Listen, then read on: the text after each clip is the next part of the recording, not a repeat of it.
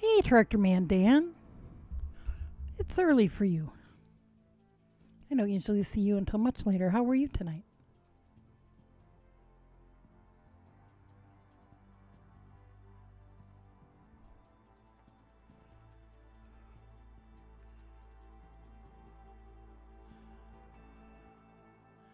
And why is the light so bad tonight?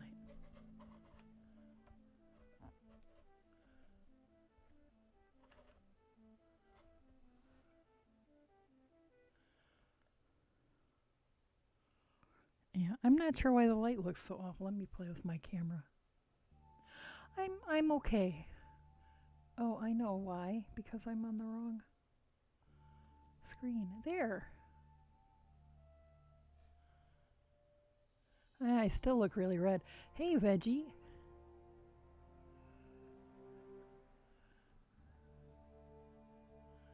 I don't know why the light is so weird tonight. And why I have shadows. There's like a shadow behind the camera. Hmm.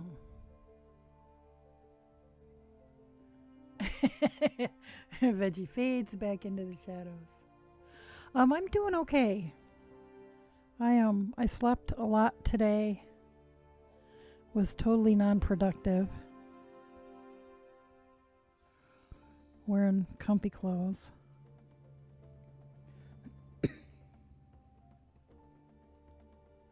Hey, Bauman maid.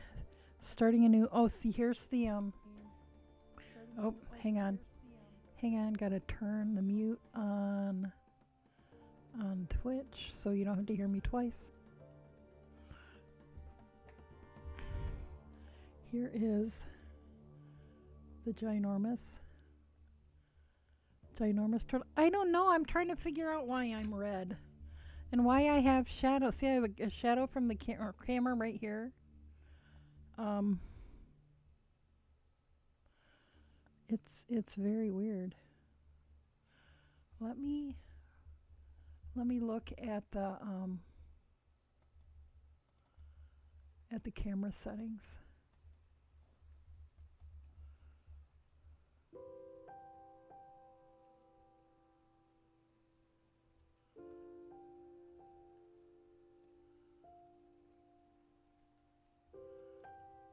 Maybe the white balance. Is that better? It's not good, but it's better.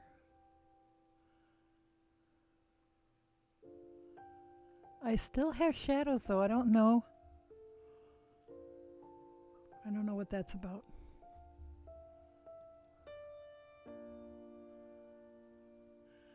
Is that better?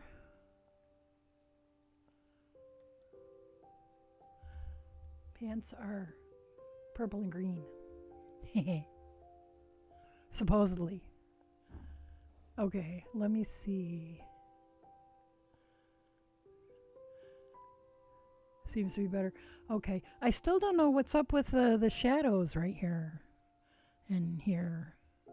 And now we're all blurry because I moved my hand in front of the camera.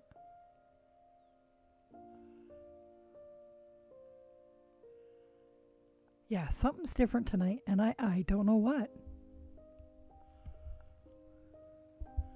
So, yeah, I'm just kind of weirded out about the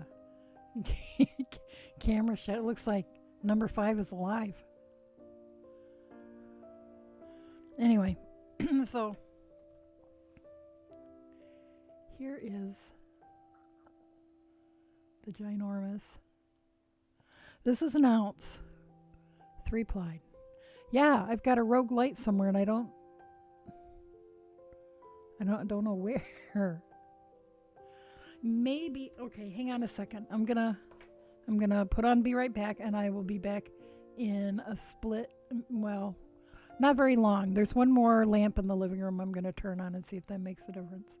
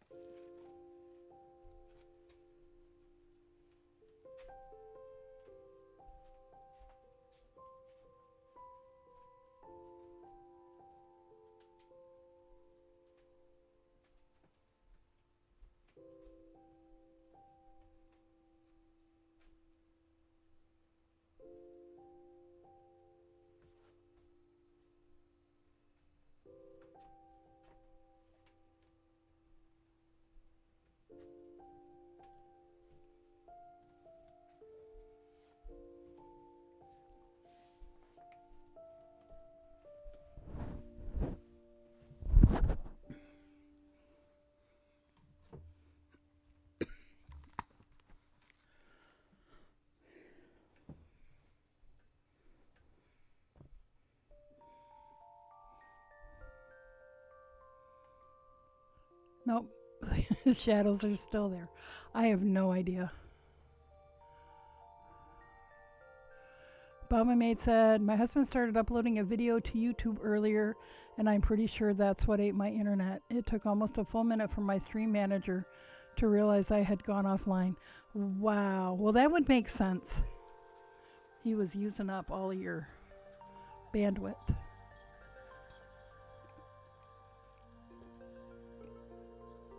When I was trying to stream on Wi-Fi, I had horrible problems with my frame rate. Okay, so we were talking about the weights. This one, which is cherry, is 19 grams. So this one is 19 grams. This one, which is much smaller,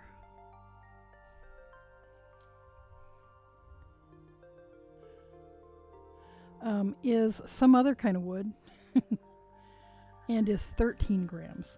So for the size, I would have thought there'd be a bigger difference in the weight, but I think that the little one is just heavier wood. Bocote or bacote or something like that. One of those woods I didn't know how to pronounce. Bama Maid says, I want a whole army of teensy spindles. Yeah. The problem is the smaller ones, you can't fit very much. Posture check. Okay. That's good, even right from the start. The smaller ones, when the arms aren't as long, you can't pile as much on there. But like you said, and like I noticed too, as it started to get full, and heavy, I started to have more trouble with under twist and dropping it a lot. And just starting a new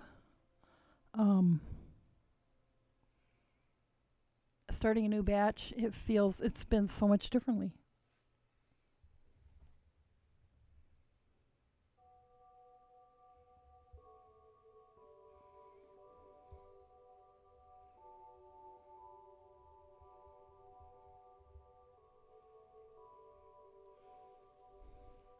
Bama Maid said, my big glider is tiger maple, 27 grams.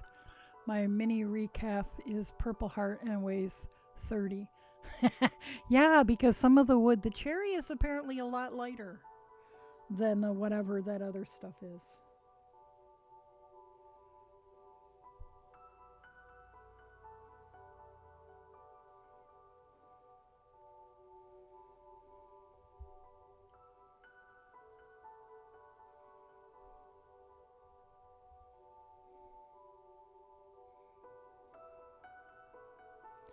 So, Emo Daddy Squad, how are things where you are?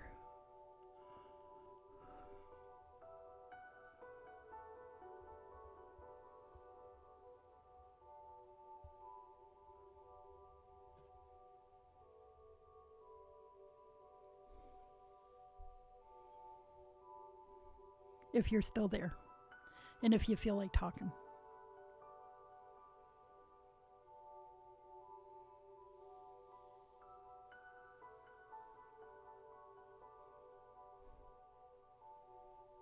I try not to call out lurkers, but since you redeemed a posture check, you'd already made your presence known. So,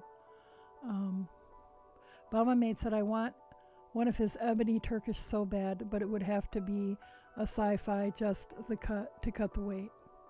Is ebony really heavy?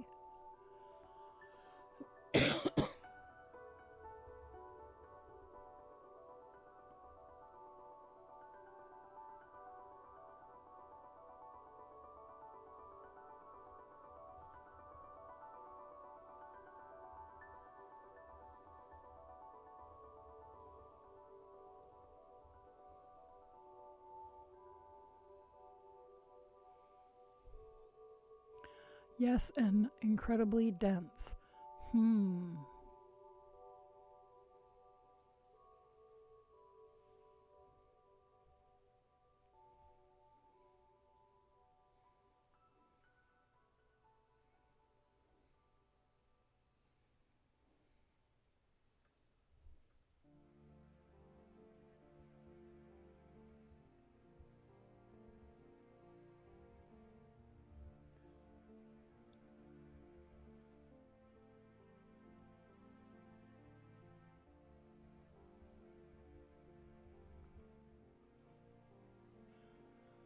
Baba Maid said purple heart is too, but apparently red heart is lighter. See, that's why I liked that I could get these, the ones that I got at my yarn shop. So I could take them out of the package, put them together, and, play with them a little bit and decide what felt good to me, as opposed to taking a guess ordering online. But, like knowing the weights and knowing what weights I'm liking so far has been really helpful. I thought about spinning this next bit on the mini, but I know I wouldn't have been able to get the whole ounce. I just barely got the whole ounce on this one. And then I figured if I'm going to use it all in one project, I should probably spin it all in the same spindle. Bama Maid said that's what I really liked about seeing him at Maryland Sheep and Wool. I was able to pick through the spindles and fondle them. Well, that's why I always wanted to get to the Spanish Peacock booth at Maryland. I was so disappointed. The year that I decided I wanted one of his Russians was the year that something came up and he couldn't make it, and then he wasn't there the following years that I went. And I just really would like to be, because I've never spun on a Russian supported spindle. And I think, based on my experience with Pongs, that on a Russian I would like it to be heavier. But I'd really like to have it in my hand and, flick it and see how it feels and what it does. And then people were like, well, he's always at Shenandoah Valley. Well, Shenandoah Valley was always a time of year that I can't get away. People are like, well, and it's better to, if you're trying to see him at Shenandoah Valley, because there aren't as many people crowding his booth. And Maryland Sheep and Wool, apparently it's really hard to get close.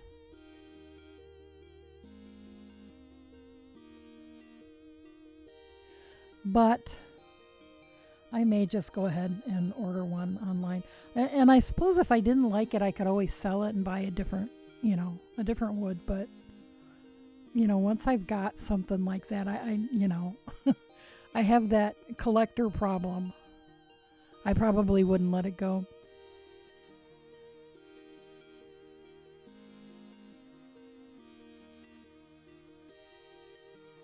I wish that I had got a Glindle back when you could get those. I couldn't justify spending that much. But, the value of them has just continually gone up now that you can't get them anymore. And Stephen Willett and someone whose name I can't remember are working together making a glass-tipped spindle that are more like Glindles than the Mingo and Asho ones are pretty, but they're very pretty. But the bristlecone Glindles were exquisite, and some of the Willett spindles, glass-tipped spindles that I've seen pictures of, like on Instagram and whatever, have been exquisite. But then when I go and look, like on his Etsy, they're all kind of plain. It's like, well, I don't want kind of plain. I want exquisite. If I'm going to spend $100 on a supported spindle, I want it to be exquisite. Thank you very much.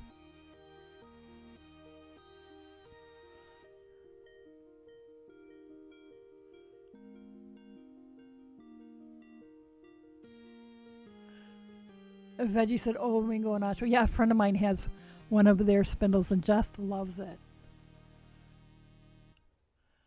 And, in that I would be, if I received a Mingo and Asho supported spindle as a gift, I would not turn my nose up at it. It's beautiful. But sometime go, if you haven't ever, on the Ravelry groups, or even just on like Google Images, search for bristlecone Glindle. Just amazing glass focals. Bauman Maid said, I need to practice on my supported more. I just pulled all my first practice stuff on it, but I didn't have a storage bobbin or anything to put it on, so I wound it on a Turkish and put the turtle in a jar along with some other small turtles I have pulled off. Oh, a collection of, that sounds lovely. A jar of small turtles. I have lots of jars. I could have a jar of small turtles. Bauman Maid said, maybe one day I'll use that in a sample weave or some Frankenstein or something. I think that'd be cool.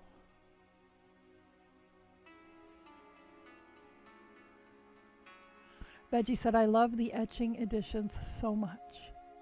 Bauman Maid said, I just saw the classy Spindle thing with the aluminum whorl and modular shafts and $100. That thing better spin straw to gold. Well, yeah. Yeah, that's what I'm saying. You know, if I'm going to spend $100 on a supported spindle,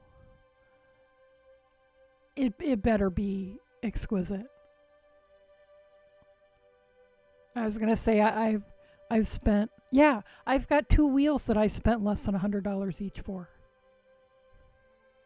Of course, you can't get them now for what I paid for them. The U.S. dollar versus the New Zealand dollar has changed quite a bit in 30 years.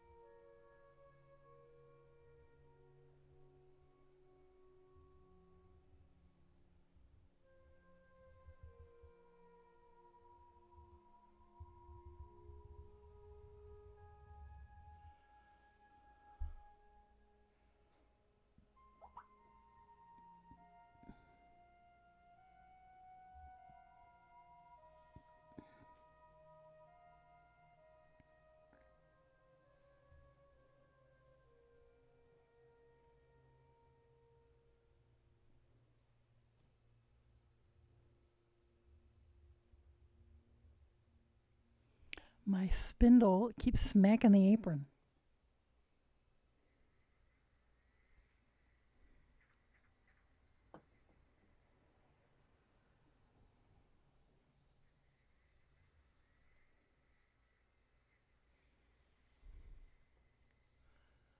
My mate said, granted, I've got a couple of expensive spindles, but they both together cost that $100 and they were bought more than a year apart.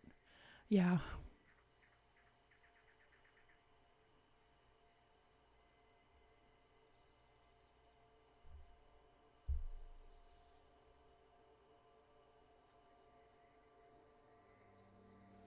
You know, see, and then I start talking about stuff like this, you know, like the $800 Polonaise that I want, or the $100 glass tipped supported spindle, and you know, and I then I start thinking about privilege, you know, privilege and elitism, and you know how I started spinning because I needed yarn to weave, and I could spin yarn for exponentially less than I could buy yarn. And my, how things have changed. Bauman Maid said, and while the concept looked cool, the modular system has 2 things that screw into the whorl. I used top whorls by spinning down my thigh. All I was picturing was the shaft coming unscrewed and the whorl flying and knocking someone out. And then she says, champagne taste on a natty light budget. Yeah. But you know, there was a time in my life where I would have looked at stuff like that and just thought, "Oh, that's pretty," and not really ever thought about, you know, not having thought about being willing to spend that much money. It wouldn't have even crossed my mind to lust after it. Well, now I'm, you know, like lusting after them. They're on my bucket list.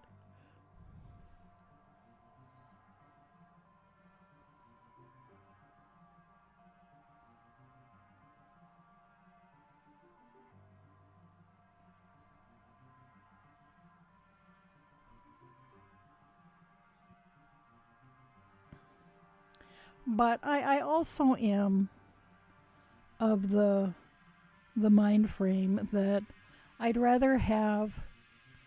Hi, Honey Bunny. There's Honey Bunny. I'd rather have fewer very nice, very high quality things than a shit ton of things of questionable quality.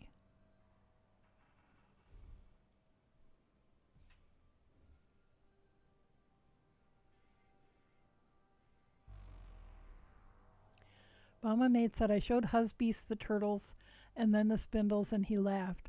But he also didn't say no when I said I want an army of tiny spindles. An army of tiny spindles would be so cute. You could, make like little stop motion movies. Feel free to tell me to shut up. I haven't had enough caffeine today, I think.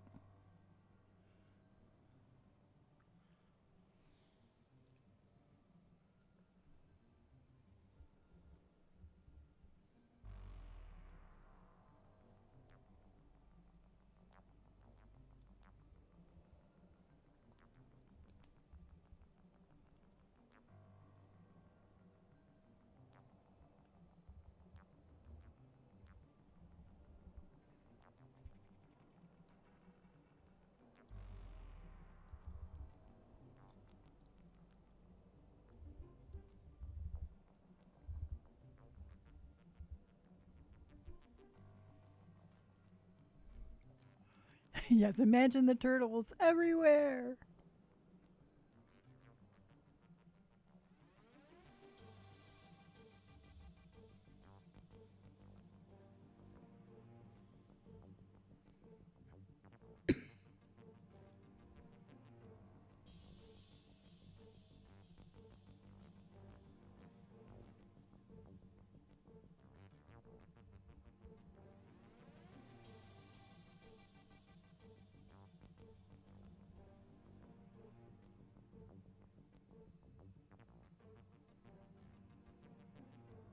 Mm.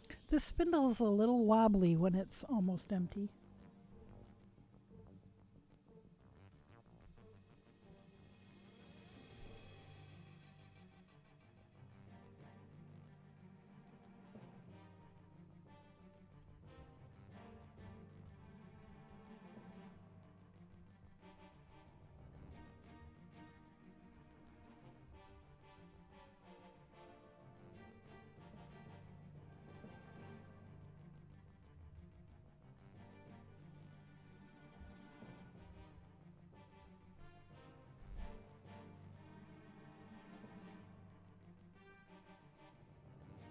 Okay, so what's everybody doing tonight?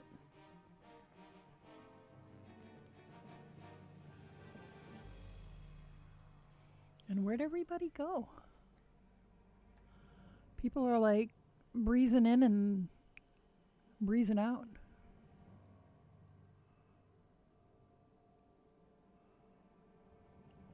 Ah, there are more of you here than the viewer count will admit. Bama Mates said, when I went to the Houston Fiber Show, there were at least 5 booths that offered free samples of their fiber blends and stuff. A tiny spindle in the pocket would be great for those. Walk around looking at stuff while sampling things. Oh, that'd be cool. Bama Mate said, absolutely nothing. My fingers hurt. I am really surprised. My hand, well, my thumb is maybe a little bit stiff, but I wouldn't call it hurting. It doesn't. Nothing hurts. Yeah, my hand's a little stiff. Absolutely not what I expected after spindling the whole stream last night. So maybe I've been spindling enough that I'm keeping the muscles where they belong.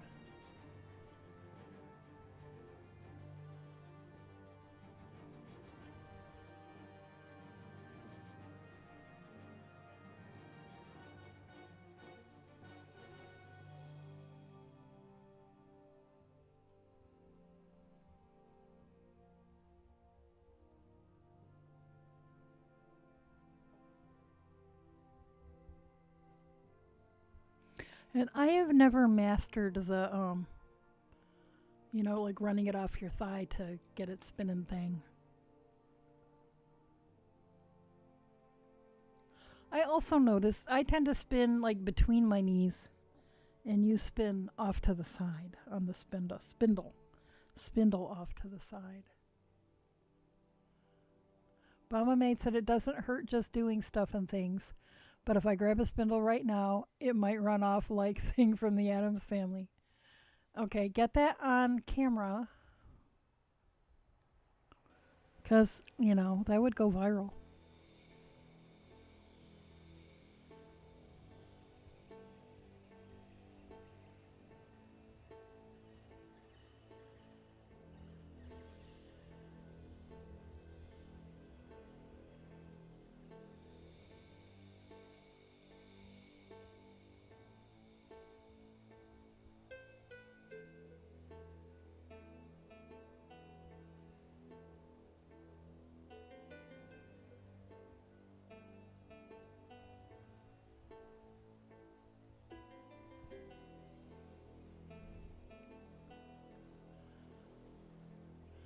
And she says, I can't with any bottom worlds I've tried, only top world. Yeah, I still can't do it.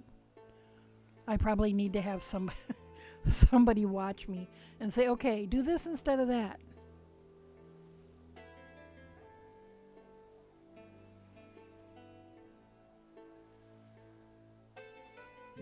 Okay. Wish me luck.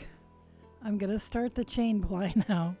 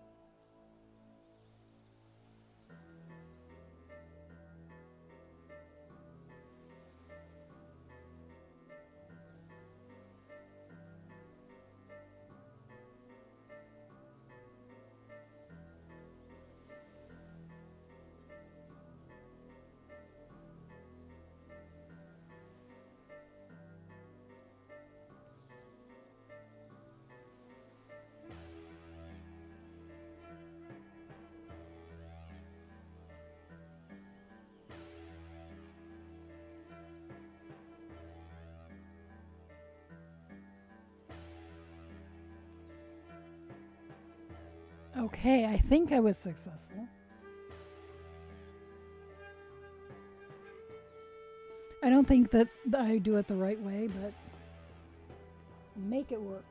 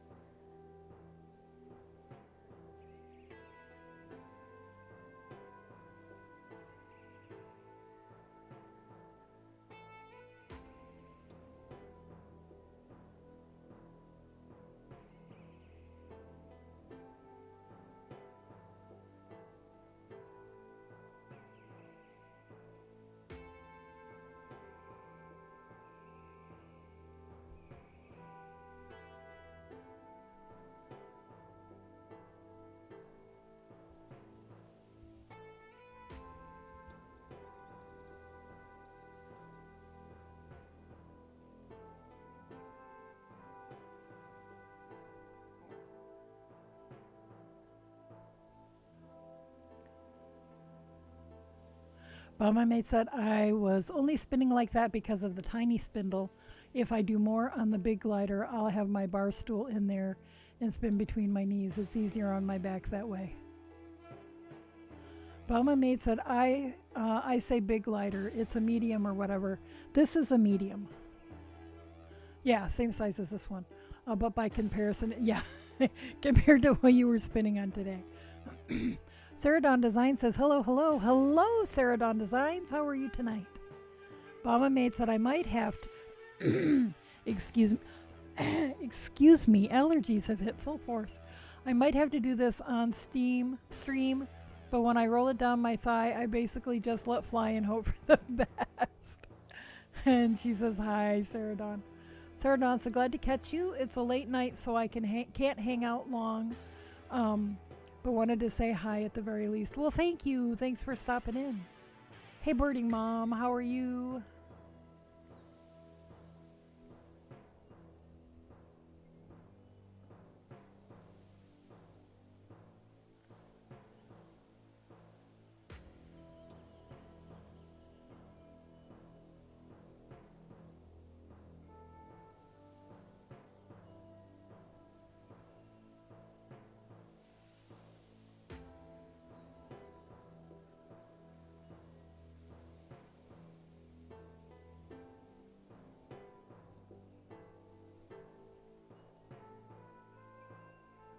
So I am committed to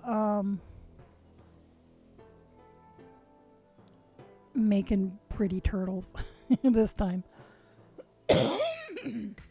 Next Tibetan project, we'll see. Birding Mom said, okay, had a Monday. Is that, I'm going to say, oh no, are you okay? Yeah, I had my usual Monday. I slept all day. I actually stayed in bed longer than usual. I didn't get out of bed until a little after 5 today. And it was absolutely unproductive, but I feel a lot better. Mama Maid said, it takes longer to make the pretty turtle than it does to spin the yarn. Well, it used to, but I'm starting to get the hang of it, and it's not as bad as it used to be. And it's not like I'm spinning fast anyway. I'm sitting here leaning on the desk just looking at chat.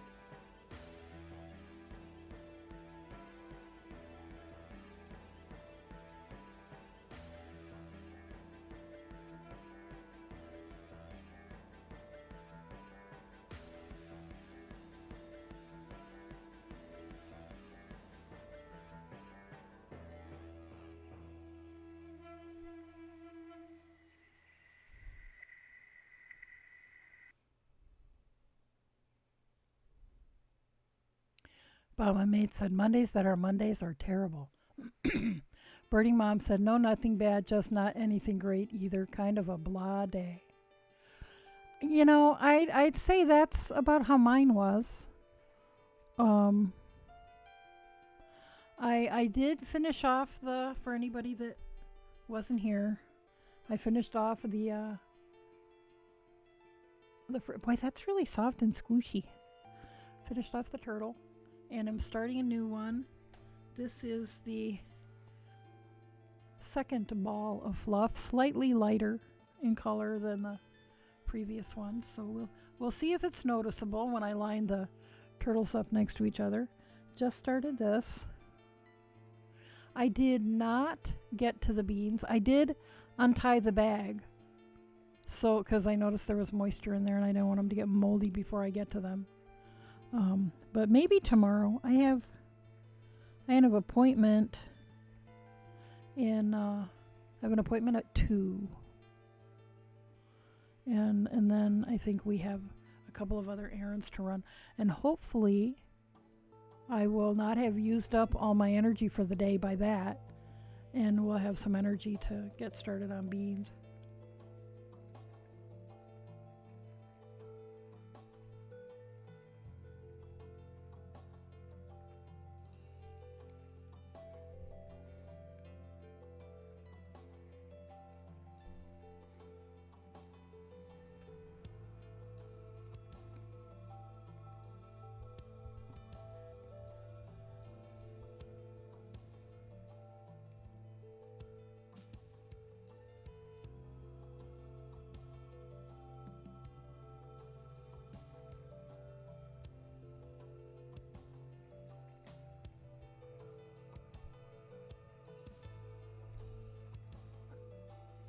Mom and Maid said, maybe not when you're plying. It takes forever when you have to wind that single, though.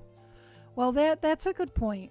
And I don't tend to spin singles on the Tibetans, I've noticed.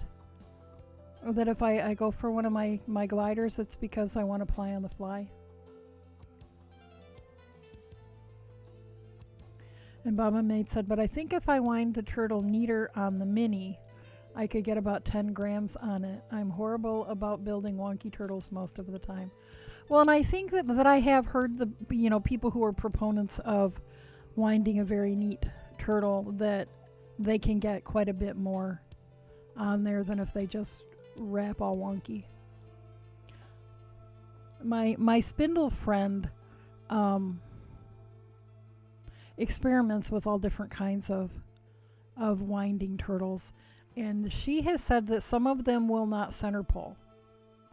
So that's a thought. But I don't remember which kinds. Because, it took me long enough to figure out the under 1 over 2 thing. So I just stick with that.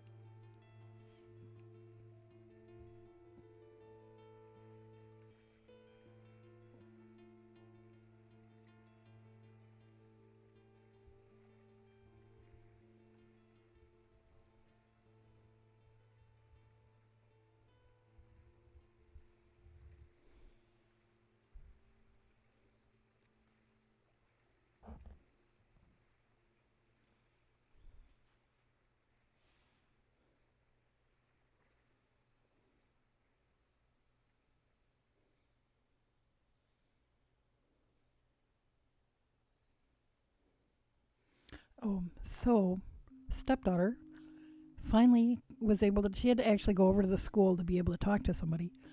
But because they were playing phone tag, or they'd call my husband's phone and he'd be at work and she wouldn't get the message until the next day. She is going to be going in person, but like 2 days a week. And then she's going to have 1 or 2 classes online. And she's going to take Latin. I'm like, really? Cool. I didn't know they offered Latin, but I never would have thought she'd be interested in Latin. But so I thought that was cool. So anyway, she is going to be physically going to school 2 days a week. So they're having, a certain percentage of kids go 2 days, and a certain percentage of other kids go 2 other days, and then they have a whole slew of kids that are just doing online. Mama Maid said, and I've seen some folks pay as much attention to the bottom as the top, and they get an almost spherical shaped turtle. Yeah, mine is, I think the bottom of mine looks cool.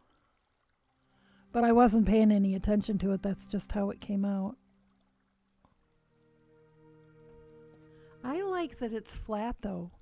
That it'll stay where I put it on the table.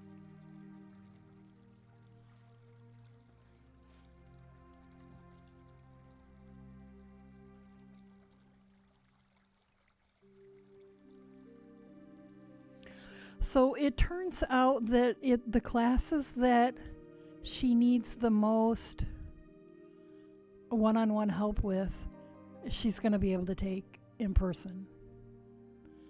And then she was saying today, she said, I was thinking about re-piercing my nose. I need to check the policies and see if that's, if I can have that. And then I'm like, you're going to have a mask on. And she's like, oh, yeah. But I'm going to ask anyway. It's like, okay.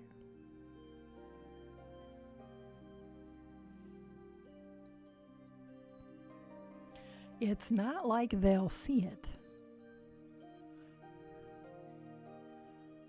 Birding Mom said, that's good. I wish my high school taught Latin. It's so much easier. You don't have to speak it. Yeah, when my mom was in high school, they had the option of Latin, but we didn't. We could choose, I was going to say English, Spanish, or German. Spanish, French, or German. And I took Spanish and German. And sometimes now I wish I had taken French, but I didn't have enough time. Mama Maid said, for being small, mine is a chunky turtle. His little legs were never hitting the ground. Sarah Dawn says, okay, so I'm heading off for tonight. Glad I could catch you, even for minutes. Well, I'm glad that you could stop in. It's nice to see you. And Mama Maid said, if they offered a way to do that for only a few classes for my oldest, I'd do that for her, but they don't offer that at the moment, so we're doing our best at home. And Mama Maid said, have a good night, Sarah Dawn.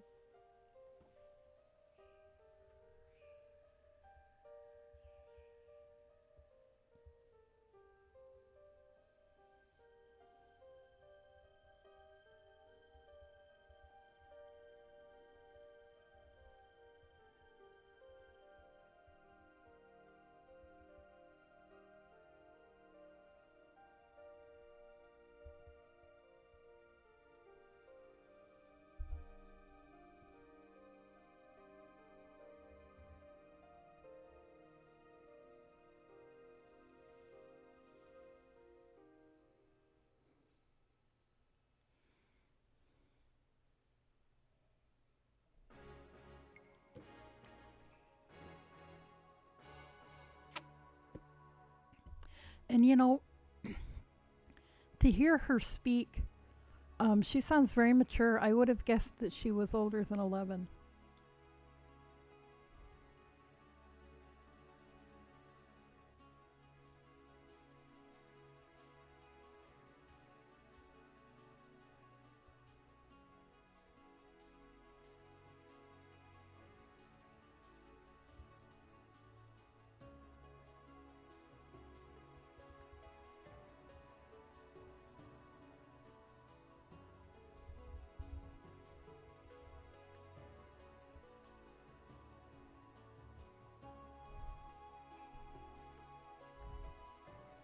Mama Maid said, so it's nothing terrible, and I'm looking into Khan Academy and K through 12 online for supplementing anything.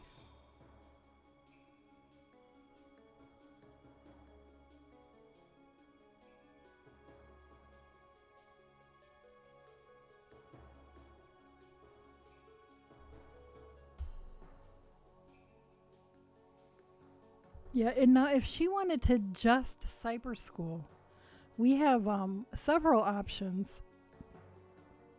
I mean, not just right now, but any year. When we looked into cyber school, when my elder stepdaughter lived with us, because she wanted to do cyber school, but she couldn't read well enough. So we ended up homeschooling, and it worked out just fine.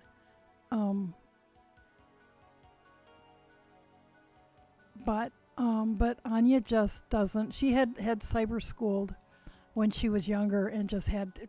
She needs a classroom helper. She needs somebody one-on-one, and she gets like the finishing out last semester at home, just doing it online. She didn't. I mean, she panics, and then she just doesn't do it. And so she didn't end up passing all of her classes. So she would have only needed to do this first semester this year to graduate, but she's gonna do the whole year.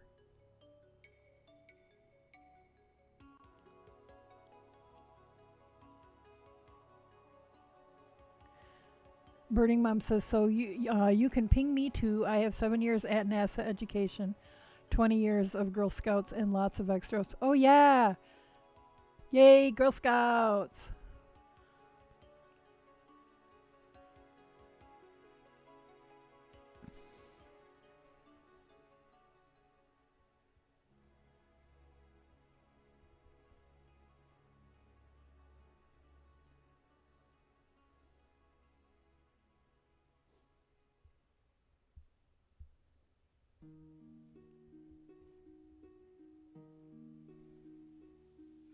Mama Maid said, it's gotten better now that she understands she can ask me for help, and I'm not going to get angry about it. For some reason, she thought last week that if she interrupted my stream or anything I was doing in the house, that she would get in trouble.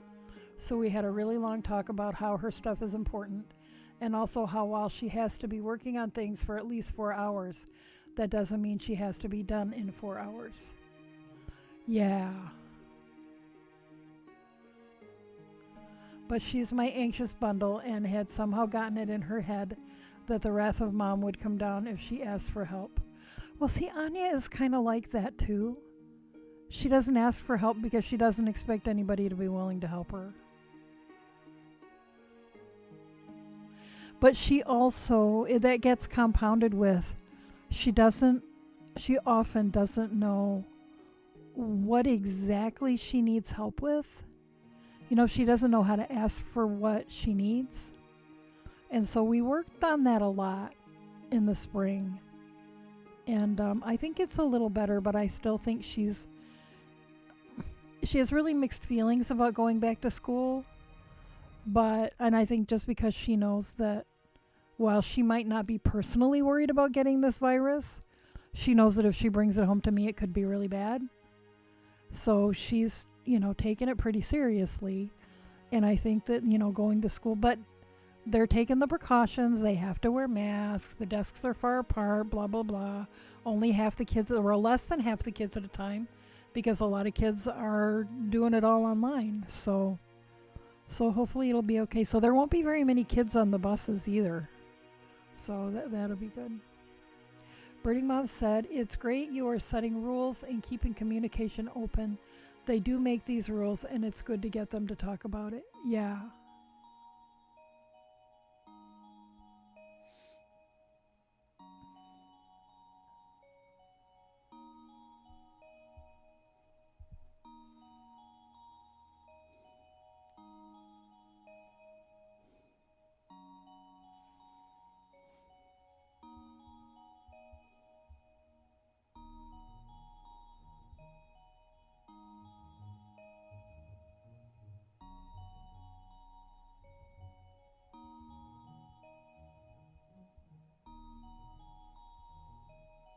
It's a good thing you guys can't see my floor. Little bits of yarn and stuff all over the place.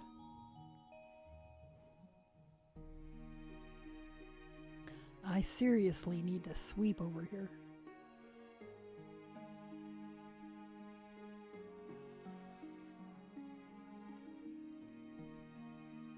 Birding Mom said, have either of you done one-on-one tutoring?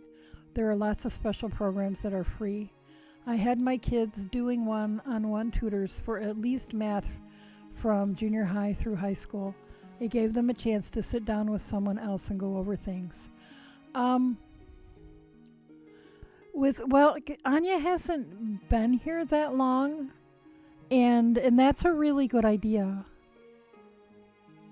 Because she didn't go back to school until like February, because she had thought she'd just get her GED and be done. And then when she found out she had to do the GED classes online anyway, she decided, you know what, I'm just going to go back to high school, and at least I can take fun classes too. Because, she thinks Latin's going to be fun. Because she's a great kid. And she wants to take some music too. Art classes, music classes, Latin, and French. She hopes to be able to take some French. Maybe next semester.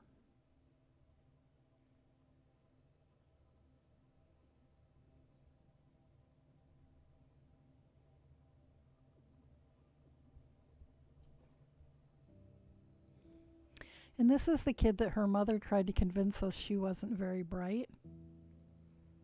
She's got all kinds of learning disabilities, but she's very bright.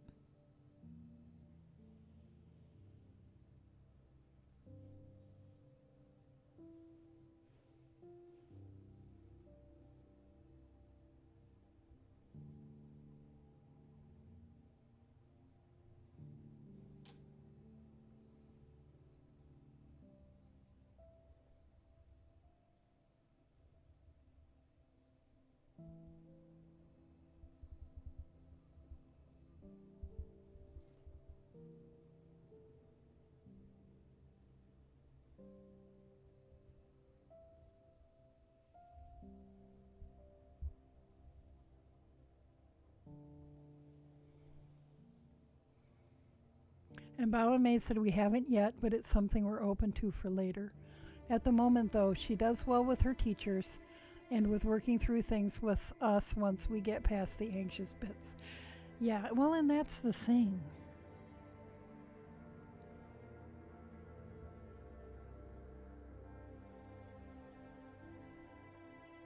You know, and Anya went to so many really crappy schools.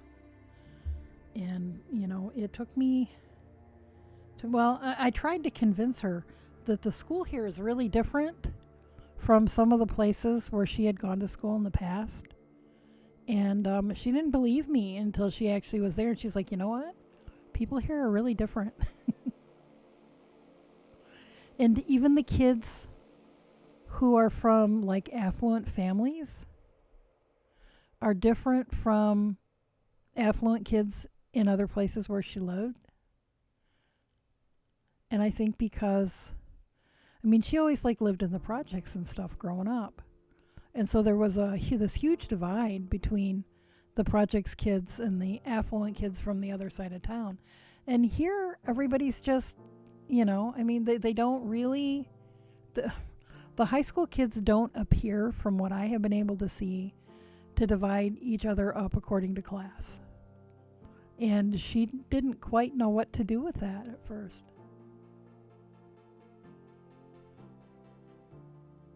Whoops. Spin the correct direction.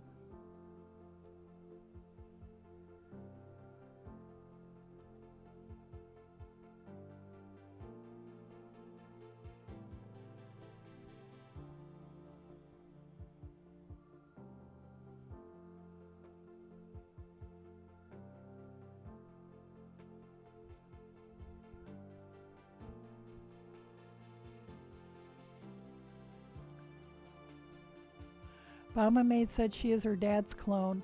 His anxious bits seem to have been inherited. We've lived here since she was 2, and she still asks if she can get snacks or change clothes. And I'm like, you live here, do it. But apparently Husbeast was the same way. Yeah, I was too. I always asked.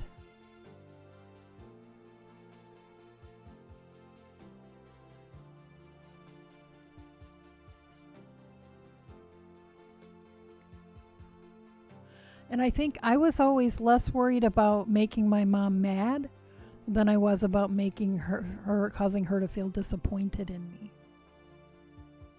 Mama Maid said, but I don't work that way and it confuses me. And I've had to learn how to deal with a lot of different things for her that I never had as a kid, if that makes sense. It's hard to explain. I think I know what you mean. She's just very different from the way you were.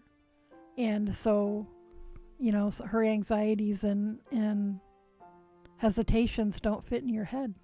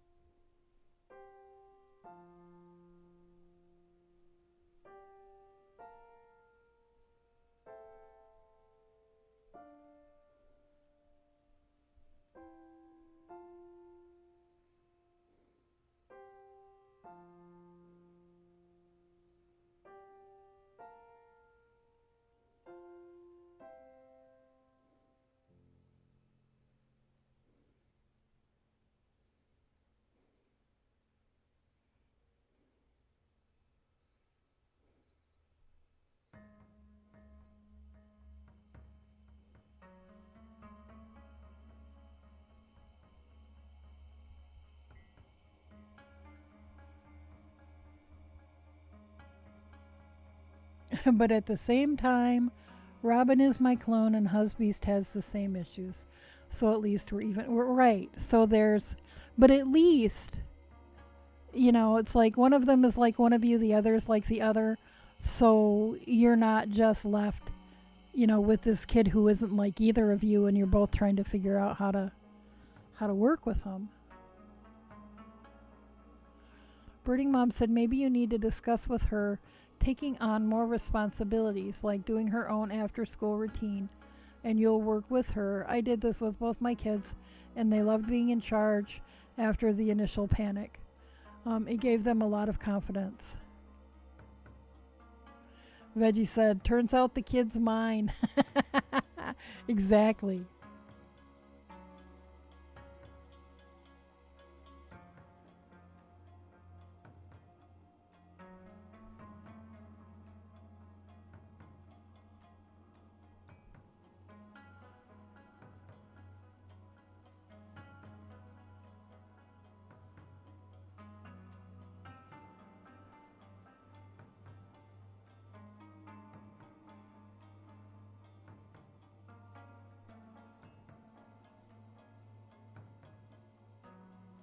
Well, what am I doing? I'm not done.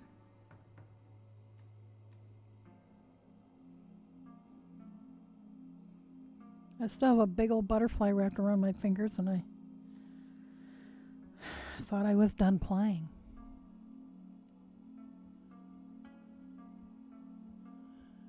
Veggie says, just kidding, I don't want. Take it back. Do you have kids, Veggie? I can't remember.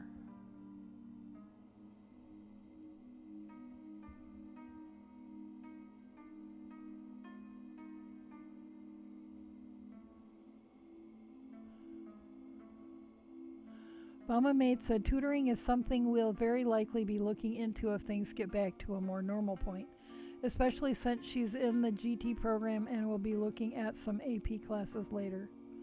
But that means I have to clean the house. Veggie said, fills kid up with sugar and soda and gives back.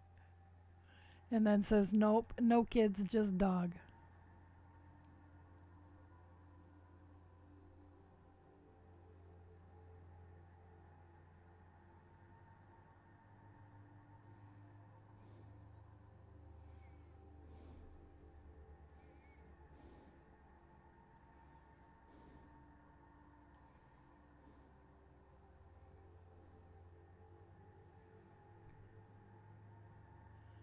Mama May says, the first time my cousin met my oldest as a crawler, she crawled right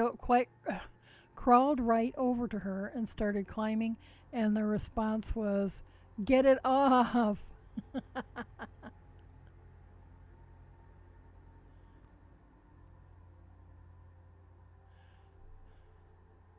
Hey, Drunken Lab, how are you this morning?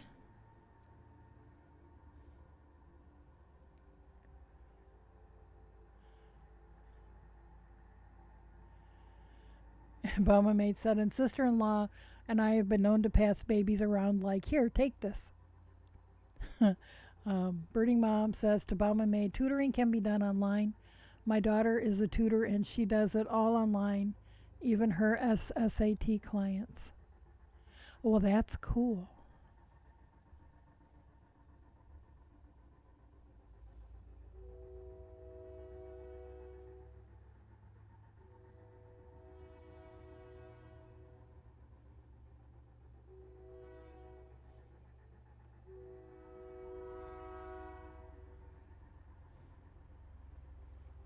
Train.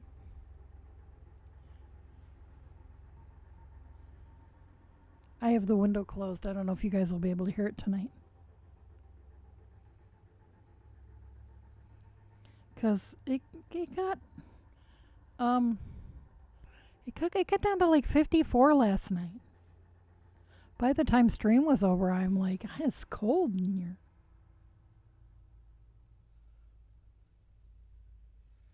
Hi, kitty. Look out for the spindle. Whoops.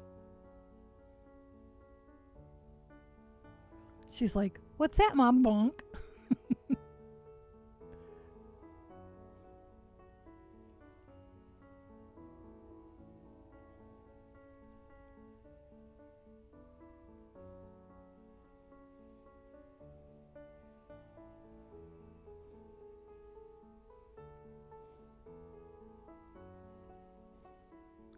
Okay.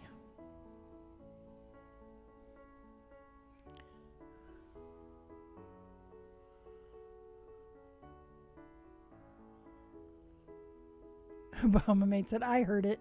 It's a train. They care not if the window is closed or not. Sometimes they make the house shake from like a block away. And she said, it's still 81 now, 55. Let me see what it is right now.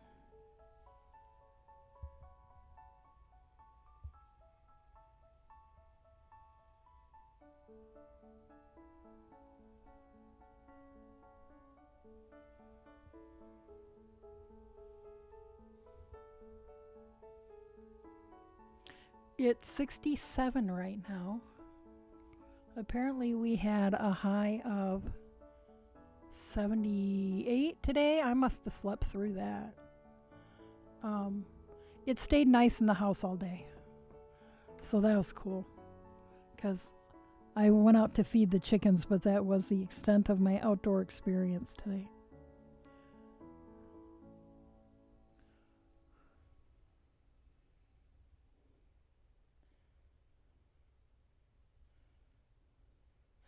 They were very concerned about what time it was when I fed them.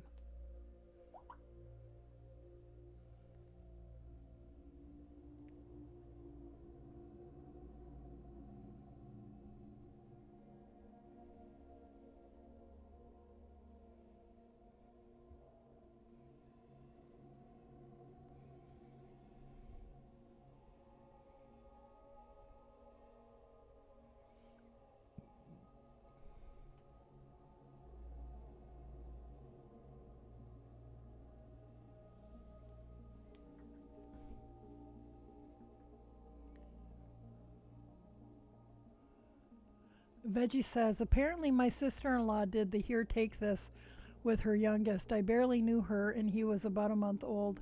I forgot it happened, but the husband brings it up sometimes. Drunken Lab said, hey guys, I'm good. Had a dreadful sleep. Oh, I'm sorry. I'm sorry. I probably had your sleep. I slept like, I don't know, 12 hours. I had some catching up I needed to do. Veggie said, kind of feel bad I forgot. Bama Maid said, oh no, sorry to hear that.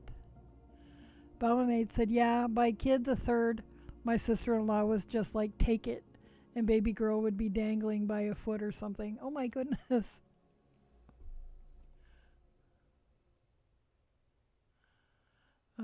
Burning Mom said to Drunken Lab, sorry you had bad sleep, can you nap?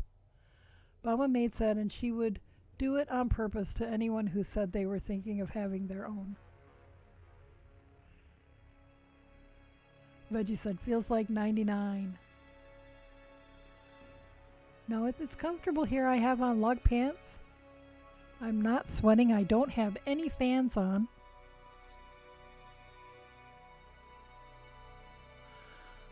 Bama Maid said, yes, more sleep if you can, or just relax if you can. Drunken Lab said, it's been nice 68 here all week. Now coming from weeks of 100, I am happy. 2 weeks of 100. Yeah, I'd be happy too. Veggie said, yeah, they're saying somewhere that if someone hands you a baby, then you're next to have. It never worked for me. And she says, so many feelings on that. Yeah, people used to always hand me babies, and that never worked. Bama Maid said, no, oh my goodness, that child is going to join Cirque du Soleil or something. Yeah, they're not going to be afraid of dangling upside down.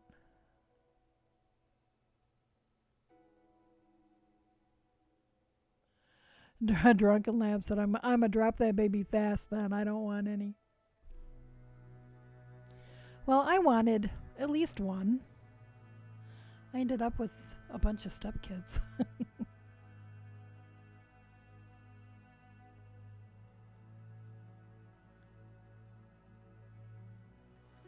And then I was thinking, so I ended up with kids, raising everybody else's kids, as they say.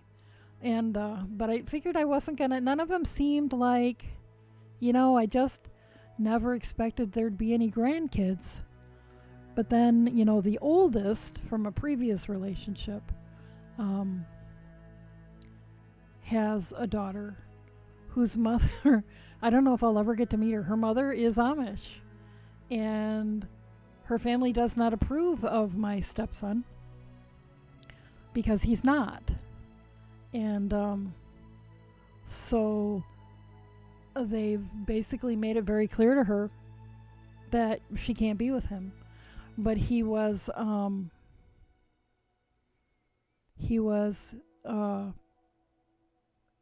to court. He was trying to get at least 50% custody. So I have a granddaughter, but I said I don't know if I'll ever get to meet her. What am I doing? I am spinning on a Snyder glider, which is a type of Turkish drop spindle. And the gliders are made by, I can't remember his first name, but I think Scott Snyder, who sometimes streams here on Twitch. And they are wonderful little spindles. And this was what I was spinning last night. So I took that off. And see, the way you wind it around the arms, then you pull the shaft out and then pull the arms out, and you're left with this little thing that is called a turtle. And it's a center pole. It's a center pole ball, which I think is really cool. Birding Mom said, I always held toddlers upside down, but that's playing with them. Yeah. Bama Maid said, I was in a few breastfeeding groups on Facebook then, and the main theme was gymnastics. I'm pretty sure mine and her youngest. Yeah. Let's see what position I can still reach. Here, Mom, you wanted my foot up your nose while I'm nursing, didn't you?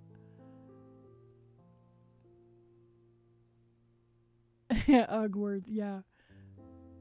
Well, that was autocorrect, right? Autocarrot. Youngest, ... We're the champions. Bomb and Maid said, I have a picture of my brother walking through my yard with my oldest nephew upside down by the feet, and the boy is laughing so hard the whole time. Veggie said, yeah, boys though.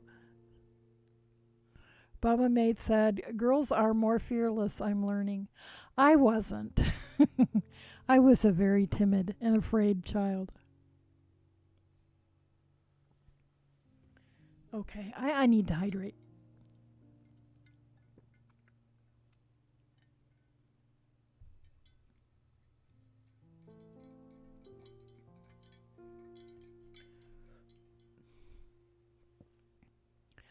Bama Mate said, I tried hitting the backspace and hit the word suggestion, and it sent that. Drunken Lab said, same here, and I still am.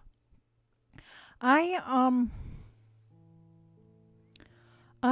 not I'm not timid, but there are things that I have figured out that led to my being timid. One of them is that I have vertigo, which causes me to have like this, I don't know if it's exactly fear of heights as much as it is that space is weird. So like bridges totally freak me out, especially if they're very high. Well, very low bridges don't bother me at all. But if the more height there is, the more it freaks me out. And heights in general freak me out. But it's like, it's hard to explain that it's not really a fear of heights. It's a sensation of falling. And it all goes back to vertigo.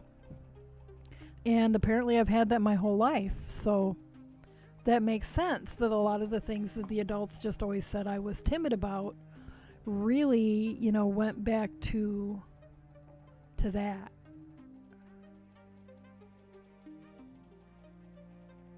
Drunken Lab said, people always mention she's so quiet. Well, you guys probably wouldn't think so. But in situations where, I don't know anybody, if it's a new situation and I don't know anybody, I'm very reserved. You know, it's not, I need to get to know people and feel comfortable before I start to open up. Some of that also is just being an introvert. I am, if any of you are familiar with the Myers-Briggs designations, I am INFP.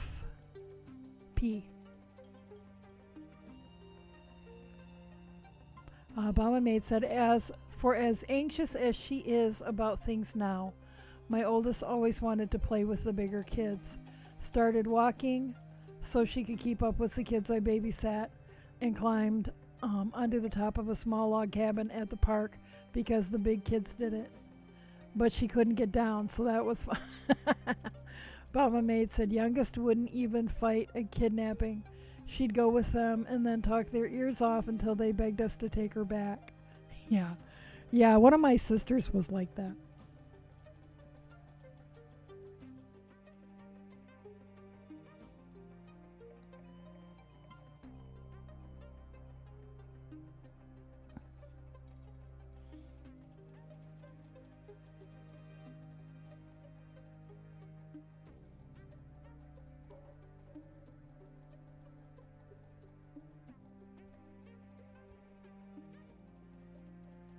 Actually, now that I think about it, my oldest stepdaughter was like that too when she was little. Anybody that said hi to her was her friend as far as she was concerned, and she would trust them.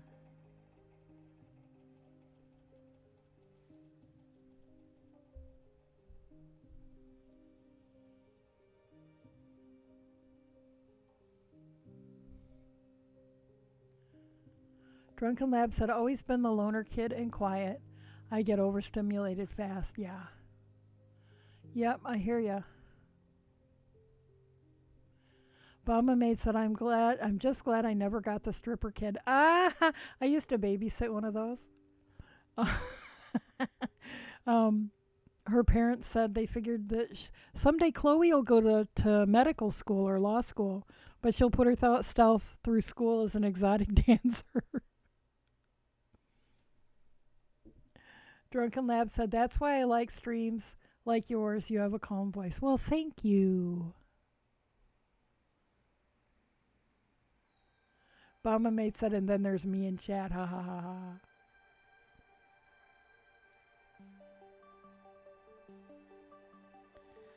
No, y'all smart asses are a good balance for me.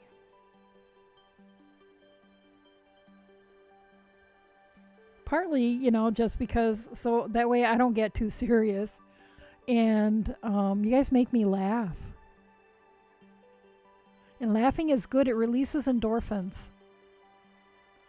Bama Mate said I had climbers. Both of the girls loved to climb. I never raised a climber. That would scare the crap out of me. Because, heights. And I'm a bigger wreck.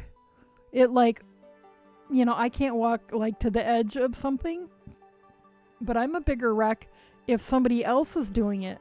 Because they could fall and I can't save them.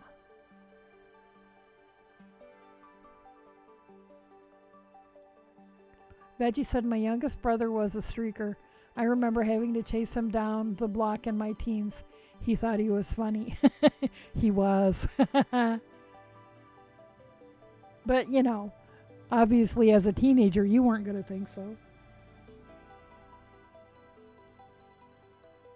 Bama Maid said my nephews climb. One is a stripper and is rarely clothed. And my little niece is an escape artist. Big brothers get in all the trouble and she's off sneaking away while the adults are occupied. Yeah. I'd have had a nervous breakdown raising that crew.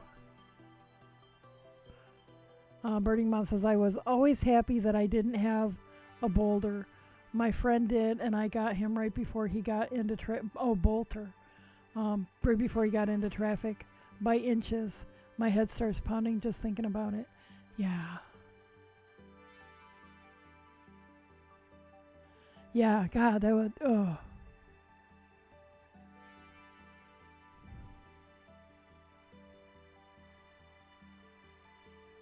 I don't know if my heart could handle that.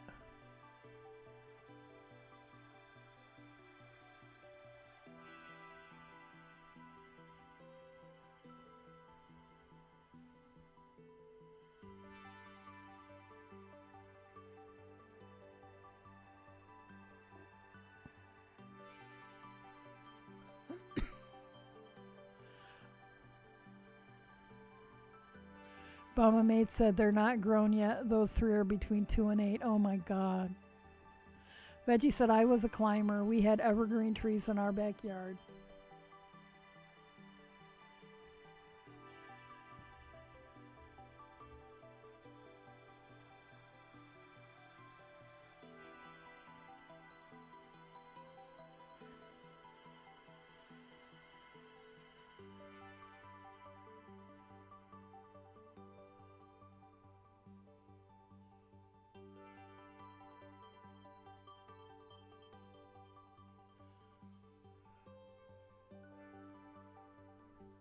Mama Maid said I climbed the trees, the bookshelves, the old secretary, and the dining room when I was barely walking, and Mom freaked out. Good times. Birding Mom said she had to leash him, and then you get all the people making nasty comments. Better on a leash than dead. Absolutely.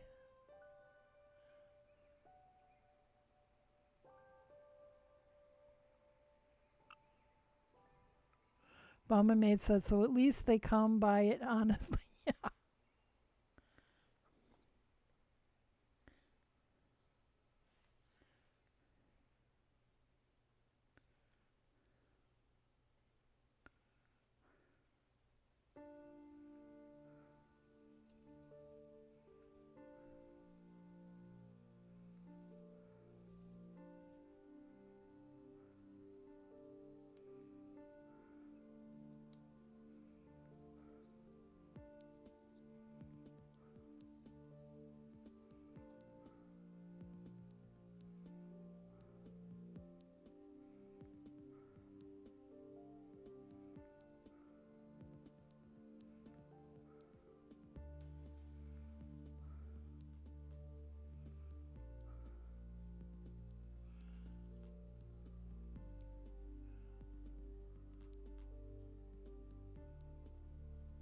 Mama Maid said, since my niece likes to exploit the distractions caused by her brothers, she's in a hiking backpack anytime they're out, more than about 15 minutes in public. That's a good idea.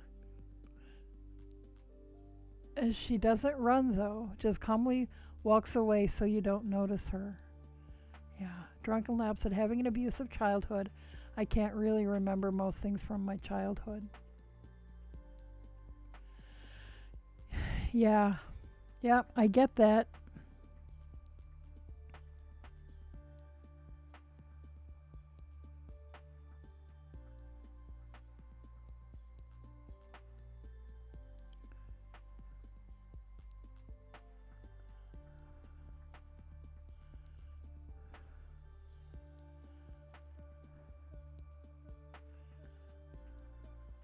And you know what, Drunken Labs, if you ever want to talk about it, I can listen.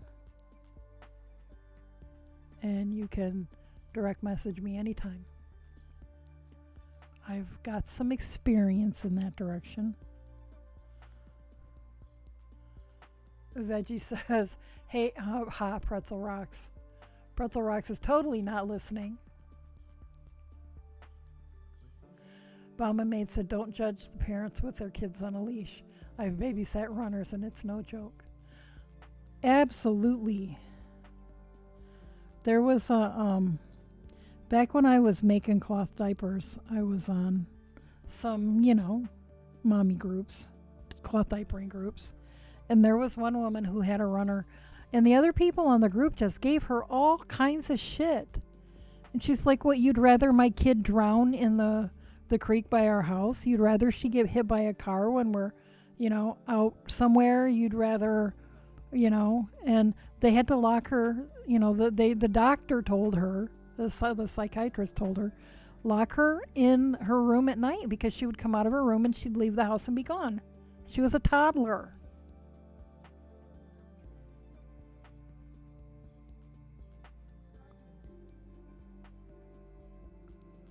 And Drunken Lab, you're very welcome.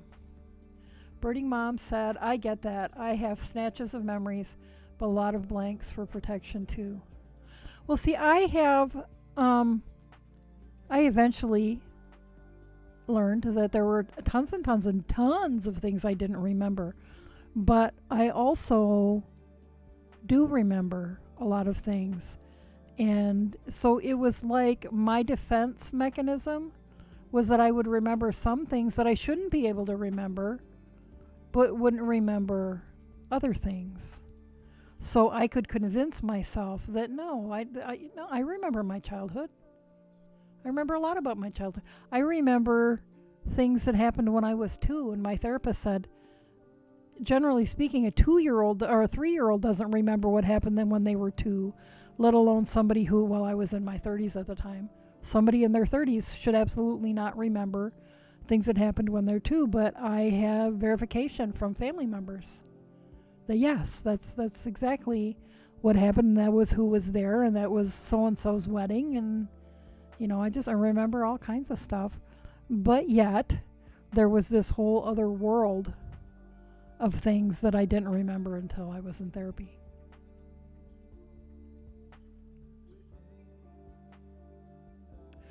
Veggie said, my sister-in-law used leashes. She has health issues from birth, and her kids are less than 2 years apart and boys.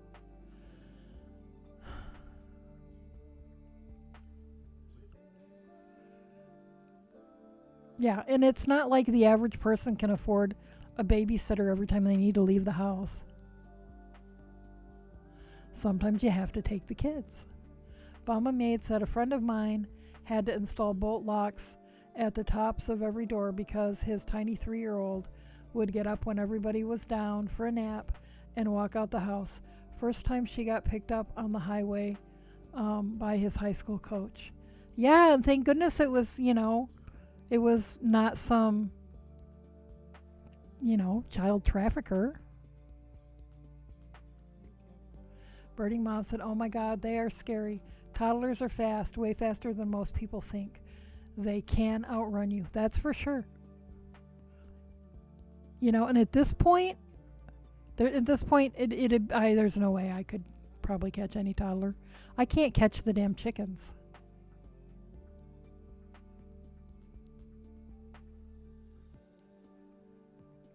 Veggie says, I remember my parents' wedding and I was 2-ish.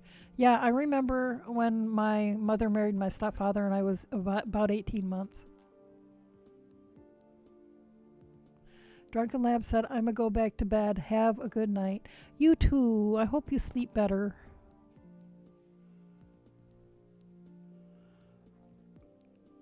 At least, just know that there are people who care about you.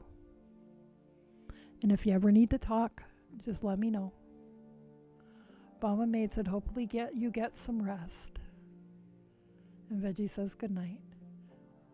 Birding Mom said, oh my God, that's scary, Mama Maid.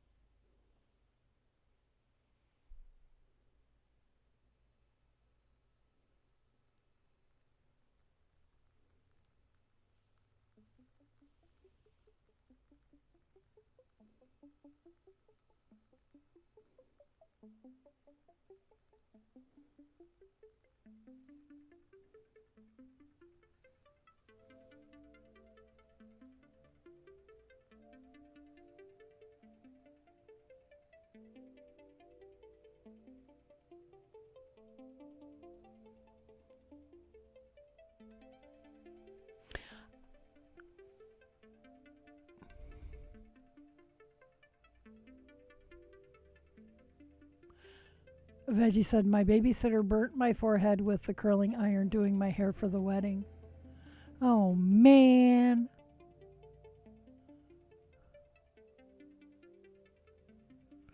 Mama Maid said, small town, so outside of to from work times. The only people really on the road were people who knew everybody else in town. After that time, they got locks installed she couldn't even climb to, and the neighbors knew to watch for escapees. She got out a few more times. Fortunately, her mom was not the most attentive. Unfortunately, her mom was not the most attentive, but never got far after that, thank God. And with little kids, I want to have my eyes on them all the time. I've never had a situation like that, but I need to always know that they're safe.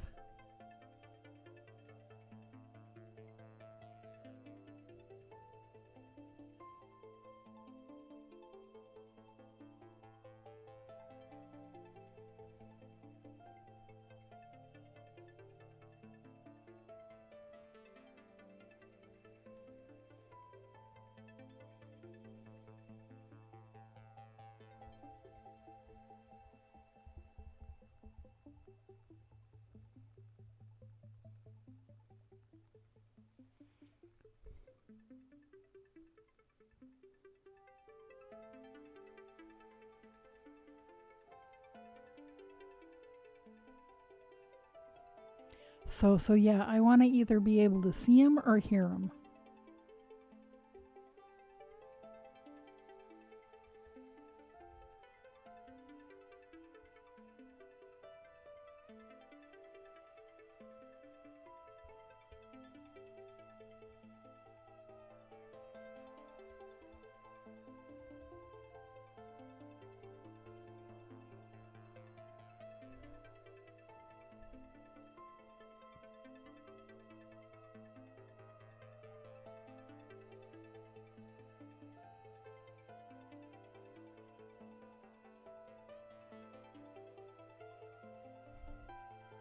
Birdie Mom said, "Be right back getting refreshments." Alrighty, see you when you get back.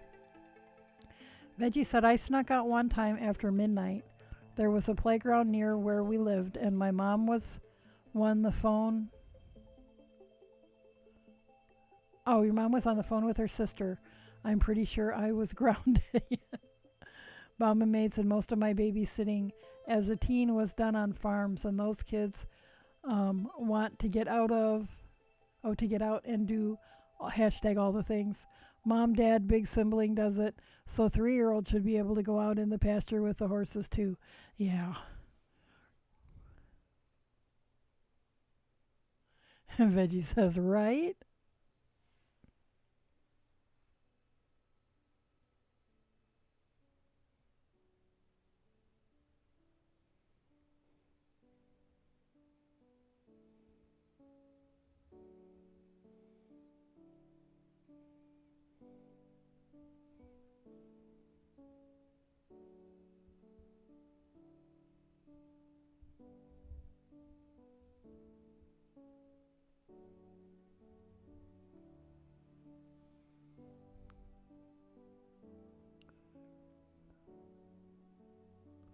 Mama maid said, "Not with those horses. They were 2 steps away from jackasses."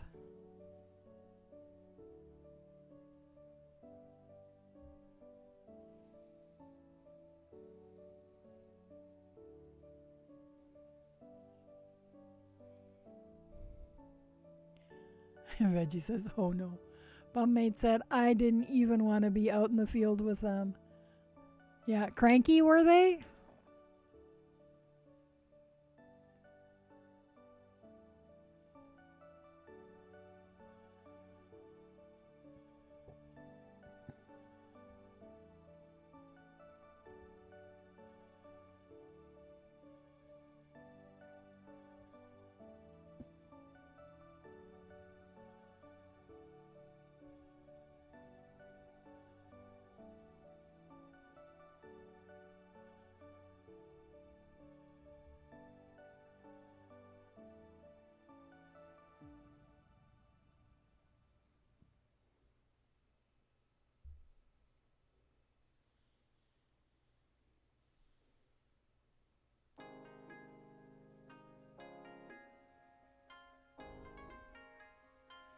Mama maid said they were working horses, so feisty. When you say work, you were talking earlier about like for working the cattle, right? See, I think of work horses and I think of draft horses, which in my experience have always been gentle. And I don't know if that's the nature of the breeds or if they've just been that's the way they were trained. Mama Maid said I'd say high strung, but that's always been used to describe prissy animals. These were the badass mule collar horses that took no shit. And probably smart as a whip, right?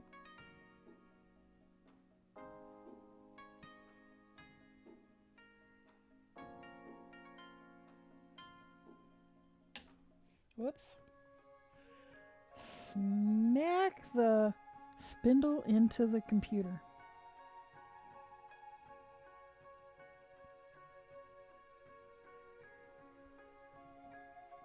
See, my table is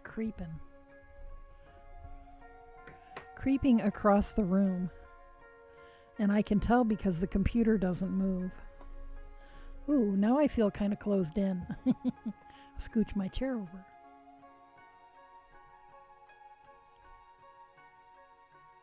It's the Hobbits' song.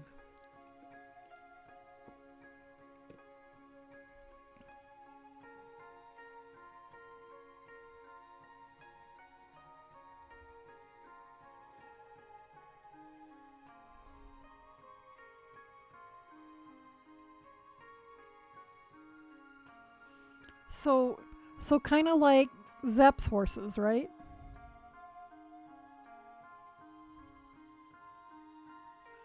Mama Maid said we didn't have draft horses. Our working horses were very cowy. If they weren't working the cattle, they were living with them. When we got paints, they were pleasure horses. Totally different animal, but I liked the working horses better. Huh. So like Zepp's horses.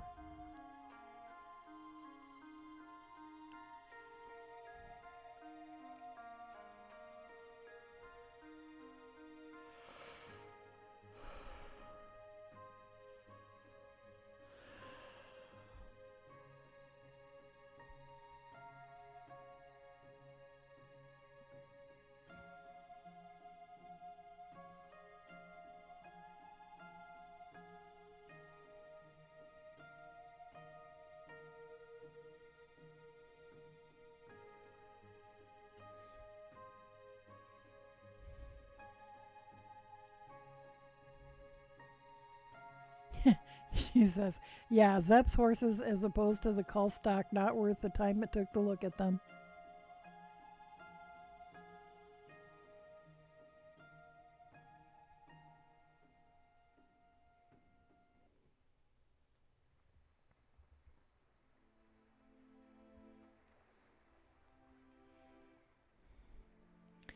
And she said, I babysat for an older cousin a lot, though, and hers were always just 15 degrees off center.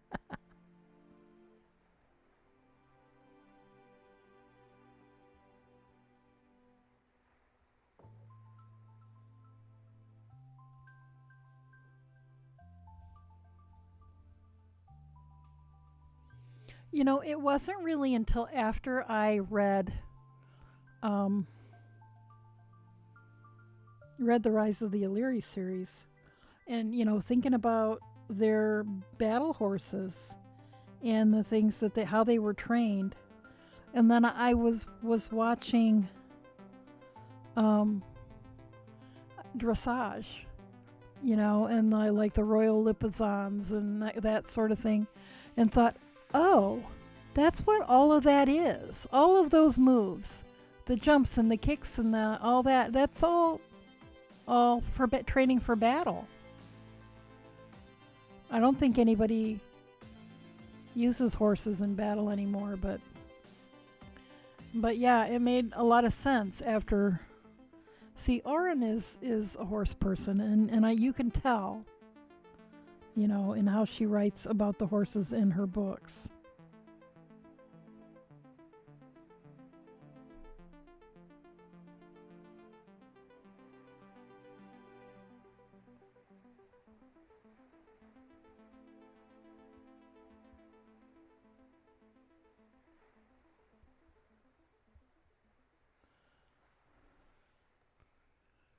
Baba Maid said, another cousin in Tennessee raises paints, but breeds for cutting and healing and working.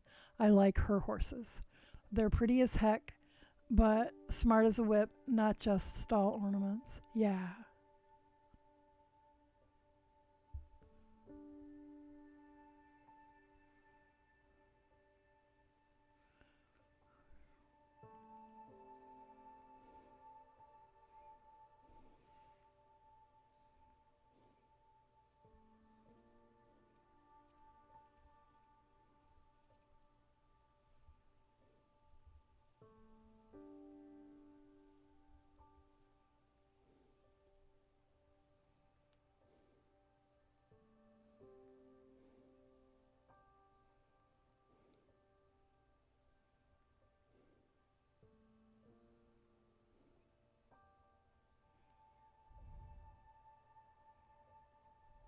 Burning Mom said, I love a smart animal unless they are too smart in getting around you. Yeah.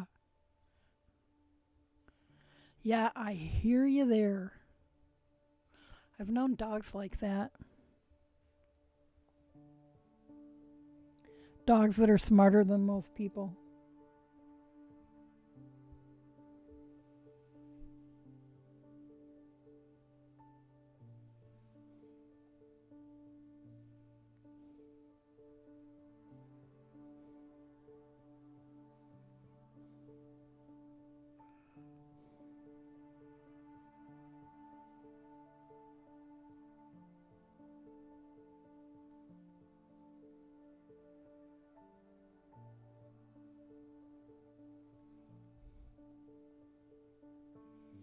Birding Mom said, my friend's horse knew how to get out of his stall and then would free all his pals. I love it. I wouldn't love it if it was my horse. Mama May said, when we went to visit, my oldest fell in love with a little filly named Bones, begged us to buy her from my cousin and everything. I laughed and laughed because, of course, she picked the most expensive horse there and the most spirited. Well, of course, she has good taste.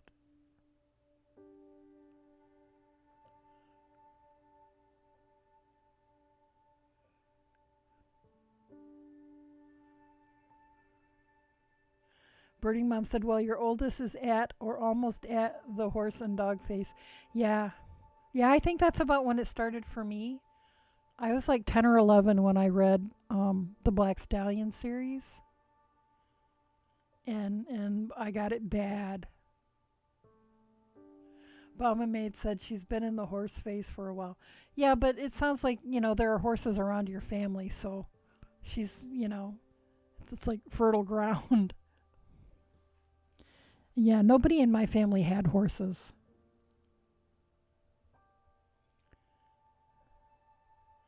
And my mother made it clear that none of us were going to have horses.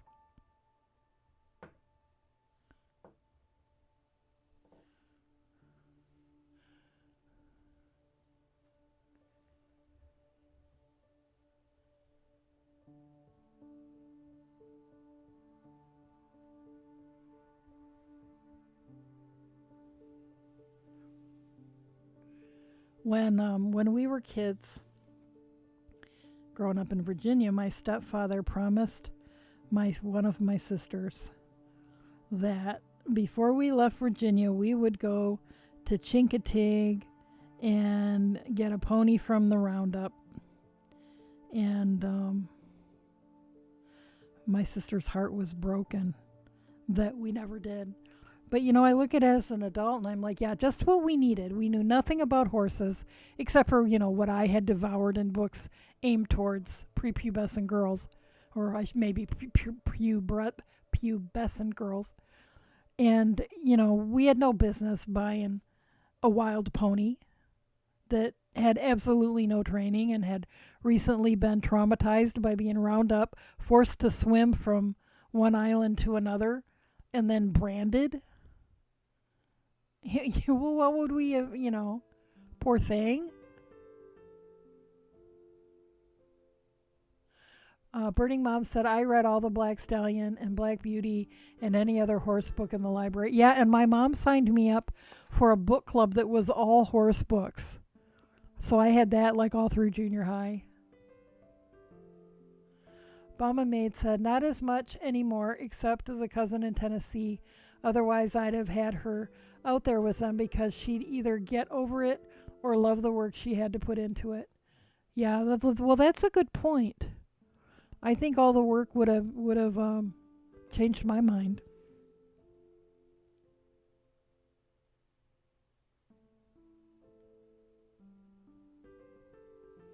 All the work is why I never ended up with sheep because I wanted sheep in the worst way after I started spinning and stuff. But, if I was going to do it, I should have done it when I was young because there's no way I could do it now.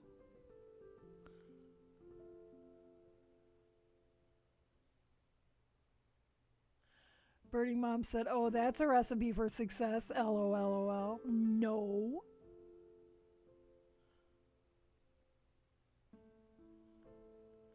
Bama Maid said, "For a while there was talk of husbies moving to the Kentucky plant, and we'd be about 3 hours from the horse cousin. And you'd be closer to me."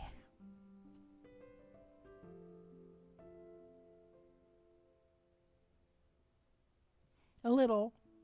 A little closer to me.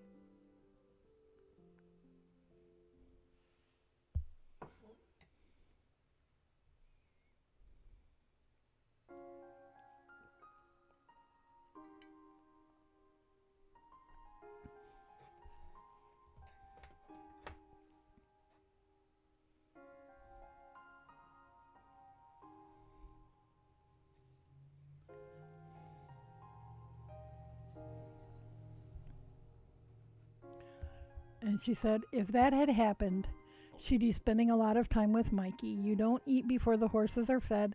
You don't go out and have fun until the barn chores are done. You don't get to ride if you haven't taken care of everything first. And once it's done and you've ridden, you still have to cool that horse. Her horses are basically royalty." Well, good.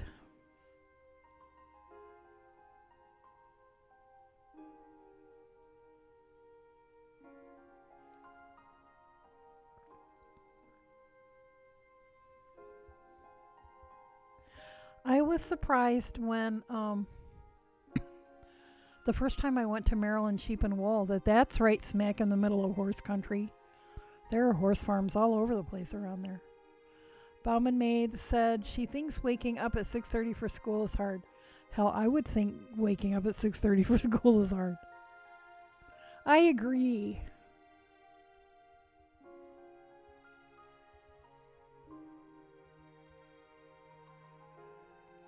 My chickens just have to wait until I'm up and then they get to eat. I felt bad today though. Usually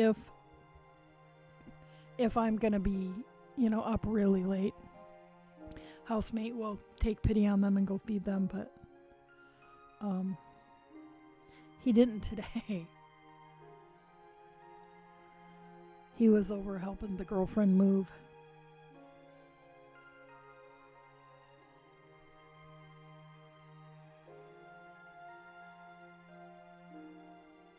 Mama Maid said, "I told her you'd be up at 4 feeding horses and scooping poop, and then going to school, and then coming home to feed horses and scoop more poop."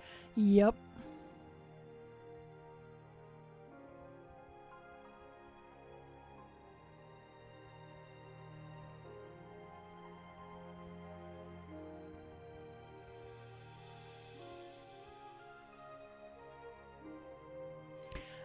And she'd be so used to poop that by the time she grew up and had a baby, she wouldn't bat an eye at poopy diapers.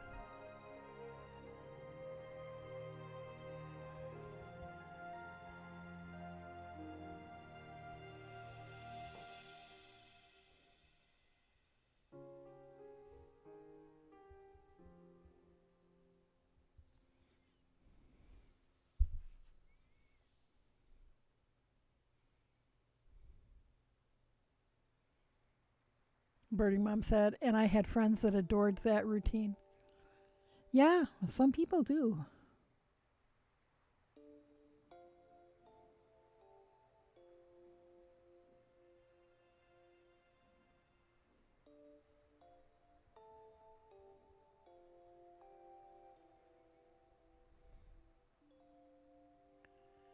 Birdie Mom says, LOL. Veggie, you have the best emotes. Veggie does have the best emotes. Mama Maid said, and actually when I was a senior, and did I say Birdie Mom or Mama? Well, you guys are both green tonight, and I'm getting really confused. Bum and Maid said, and actually when I was a senior, we had an orphan foal.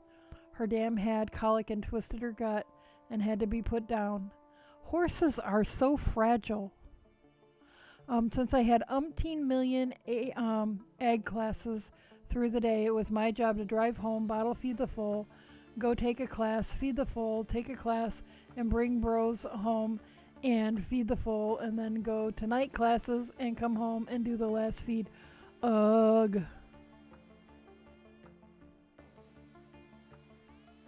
So you guys, if I apologize if I'm calling you each other's names tonight. You're both green and start with a B.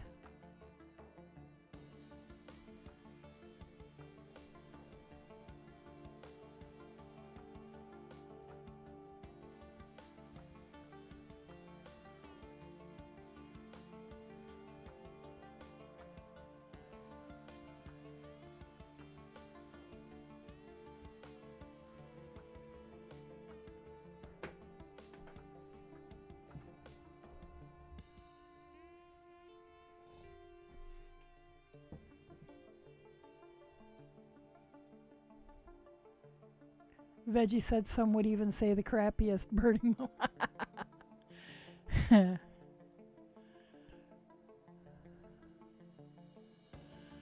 Birding Mom says, LOL, I grumble about litter box duties. Mama Maid said, I can see on the side that we're the same color, but in my chat we're different. Yeah, the colors that I see people's names on Streamlabs are different than if I go look at Twitch. Bama May said, I hate litter box duty. Yeah, my husband got in the habit of cleaning litter boxes when his ex-wife would be pregnant. And so he's just, for all the years we've been together, he just does it.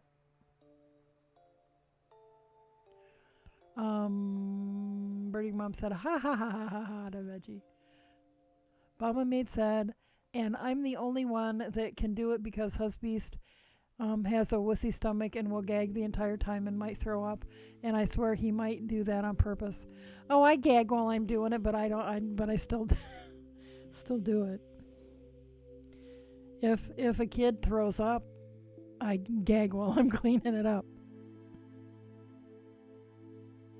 Birding Mom says, on Twitch, I'm yellow. Let me look. See if you're yellow on my... See, I don't know if what...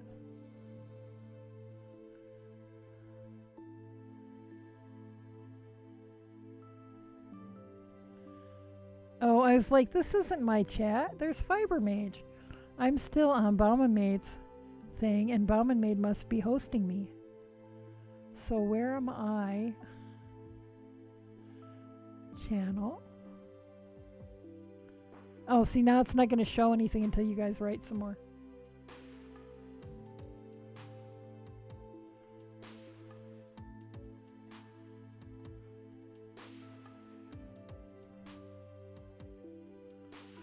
Mama Maid said, but it irks me if I have to listen to the griping, so I just do it.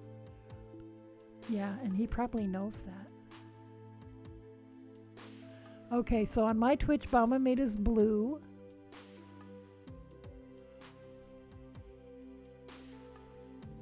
And that's the only person I can see so far.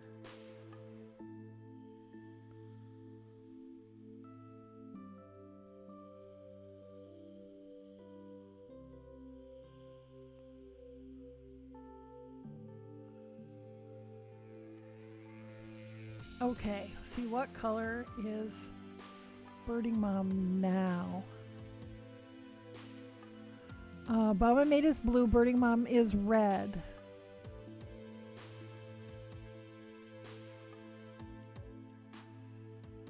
Baba Maid, we use plain old smelly scented clay litter because, you know, Richard does the cat box, so Richard gets whatever litter he wants.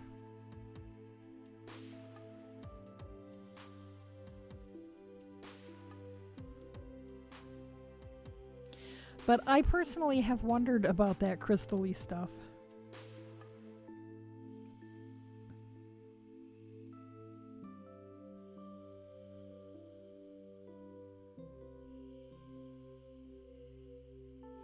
I wondered if it's like that stuff that you mix in your like plant soil, and it swells up and gets like rubbery. Because I could see the cat going in there thinking, "What the hell is this?" Birdie Mom said it's still a litter box. It still needs cleaning.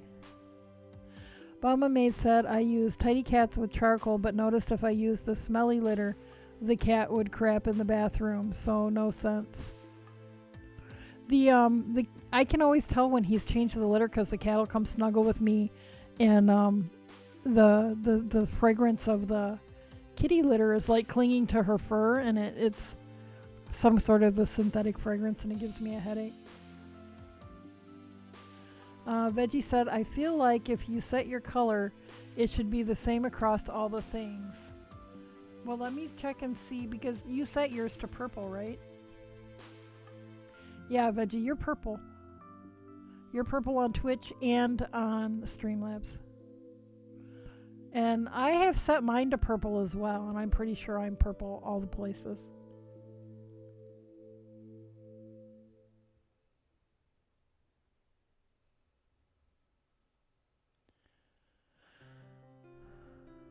Obama Maid said, but the charcoal seems to keep the smells down pretty well. She's also on high moisture foods all the time, so I've noticed the smell isn't as bad as I've smelled with cats in the past. Yeah, and I don't notice our cat, he keeps on top of it pretty well. But I don't, and it's one of the ones with a cover. I don't notice, it's in the bathroom, and I don't notice it.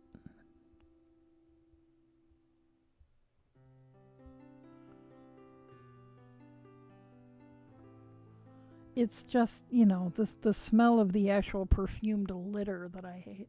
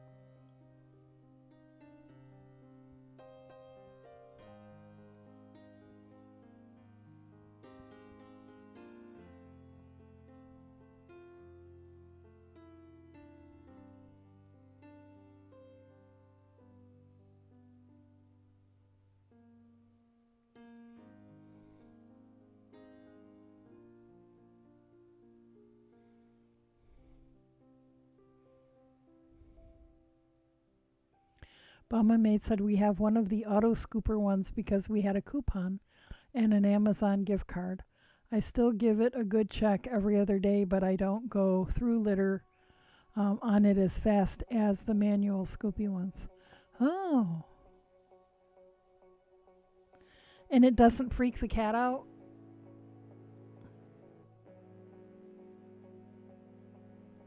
Or does it wait until the cat's been out of it for a while before it does its scoopy things?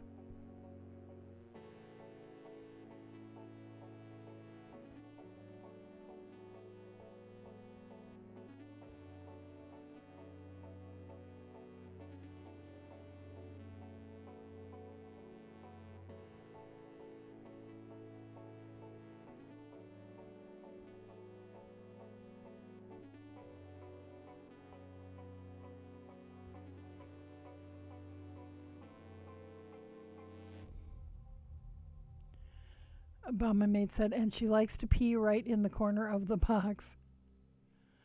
And then says, nope, she got used to it pretty quick, but it's a good 4 to 5 minute delay on it. Oh, that's a good thing.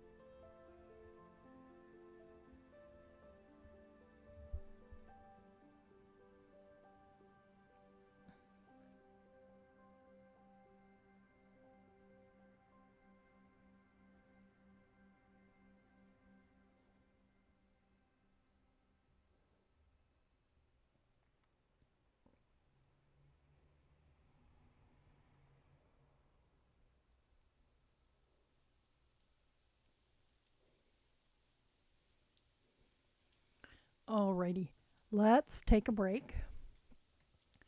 And yeah, yes, Veggie says breakage time. Yes, time for a break, and I should be back in about 10 minutes. See you guys then. Anybody that can't stay, I'll just go ahead and say goodnight, and we'll see you soon, hopefully. And anybody that's going to be able to stay, we'll see you in about 10 minutes.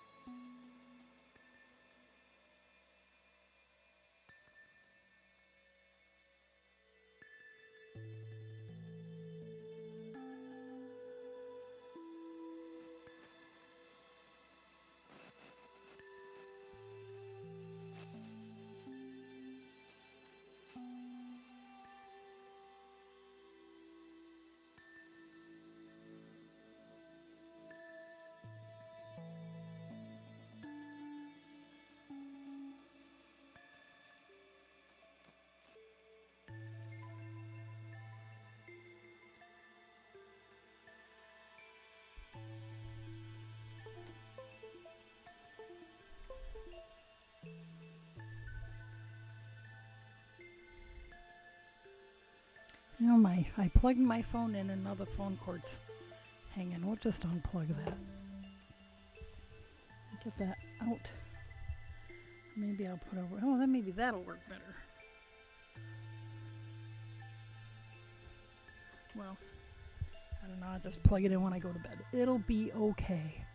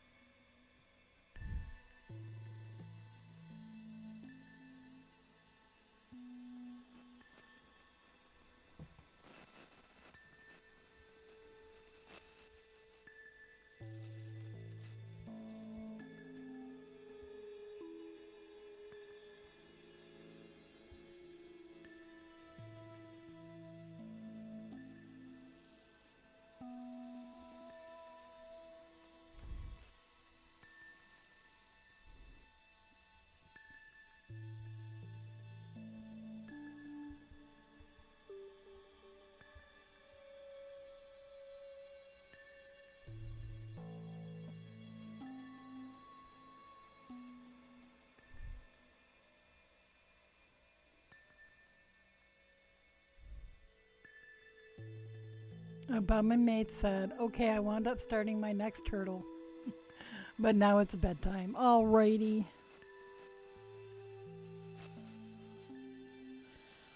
Um, I don't know if I'm gonna catch you tomorrow. I'll try.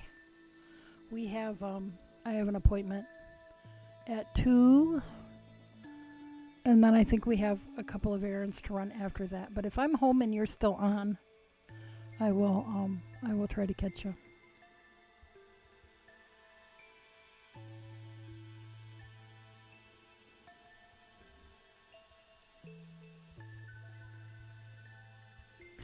And if not,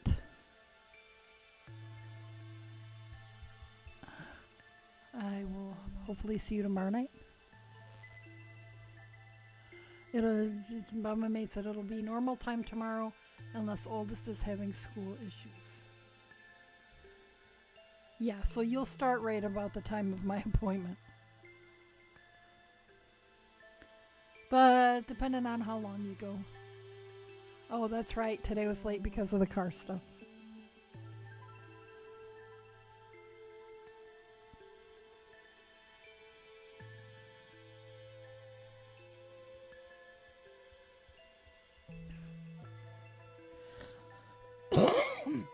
Alrighty, well, if I don't see you sometime tomorrow, I'll probably see you the next day.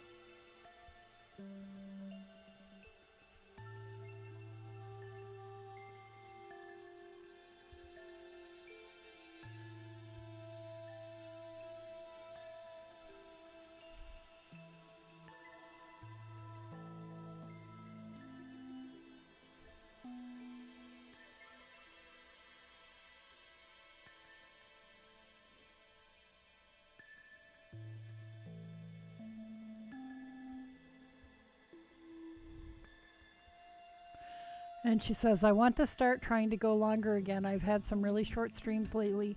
So we'll see how it goes when Husbies gets home. Either way, I'll be here tomorrow night. Alrighty.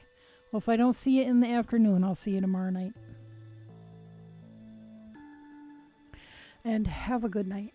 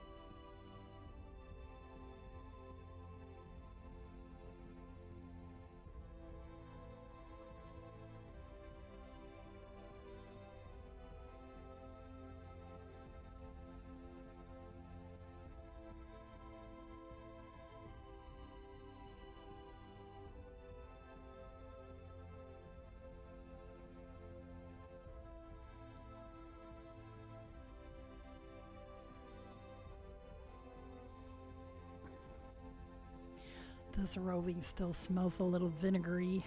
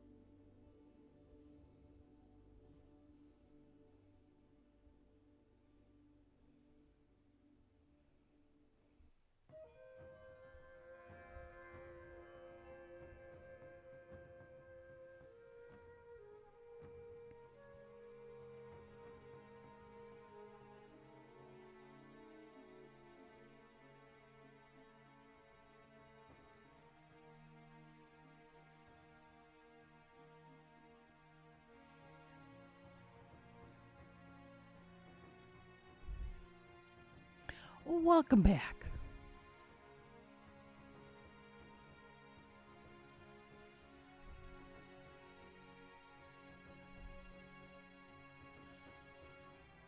Are you working on anything tonight, Birding Mom? You're working on the Halloween socks.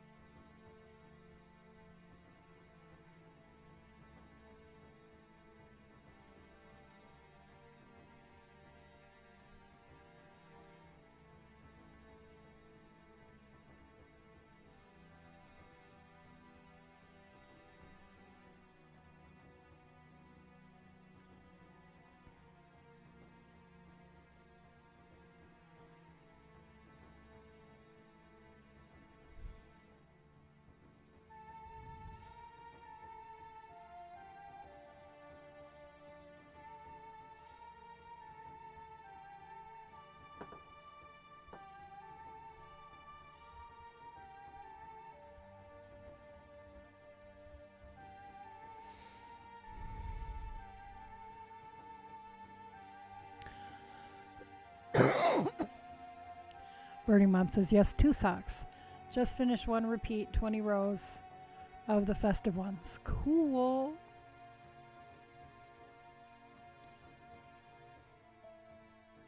So, 2 socks at a time or 2 different socks?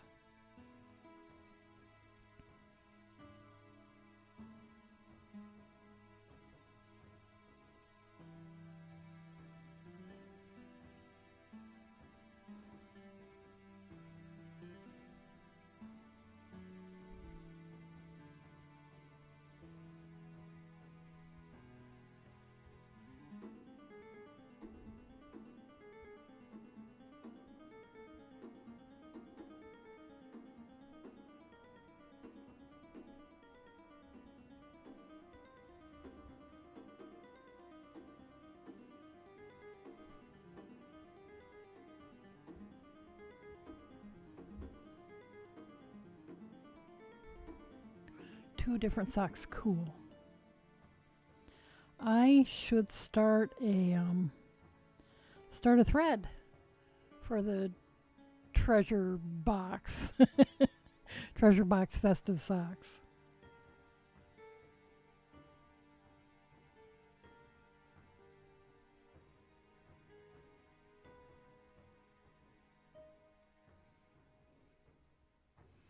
I don't know that anybody else here is working on that besides the 2 of us. I think Veggie might have made noises about maybe thinking about maybe starting it, but I might have hallucinated that.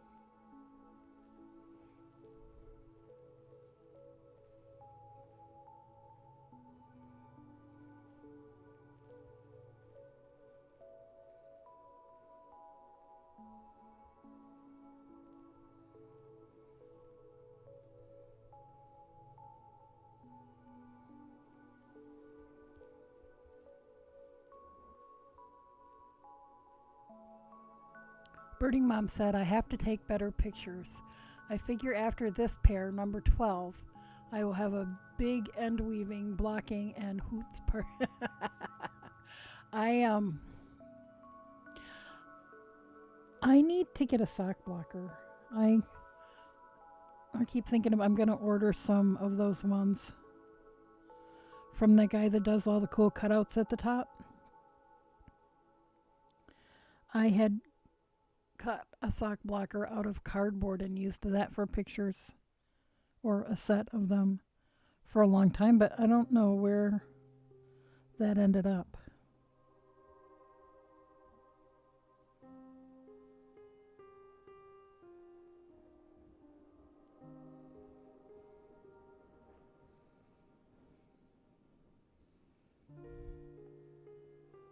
Photos.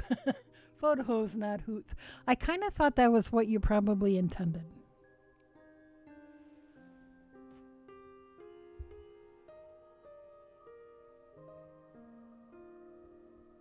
Oh, I'm pulling off of both ends of this at the same time. How the heck did that happen?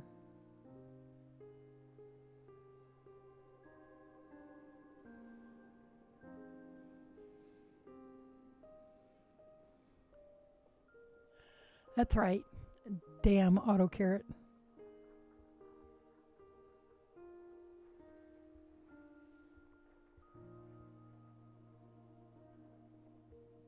I don't have auto carrot turned on anything.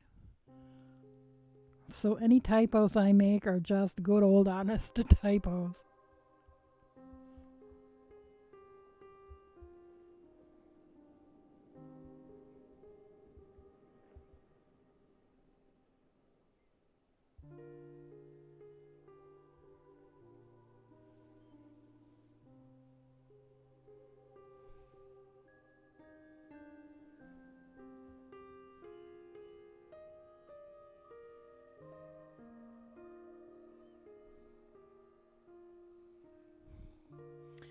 This isn't the most attractive angle to be recording myself.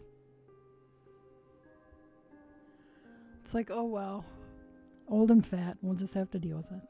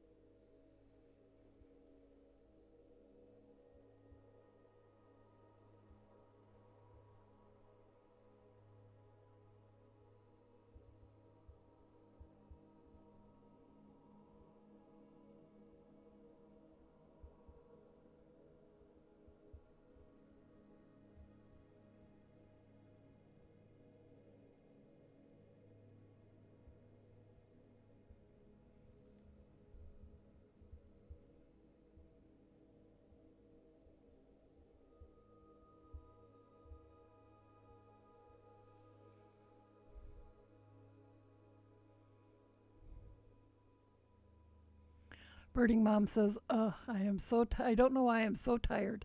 I didn't do anything today. It's just, it's been like that a lot for me lately. It's like the energy is just heavy. Zombies or veggie zombie said, "Ah, I found a thing. Must find yarn."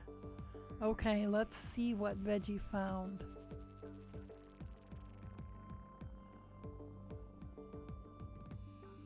Ooh. Oh. Very nice. I will save that in my favorites.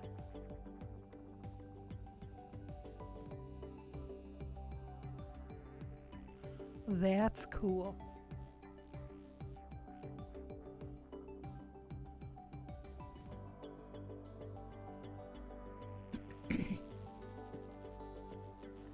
But yeah, it's like the energy is just heavy.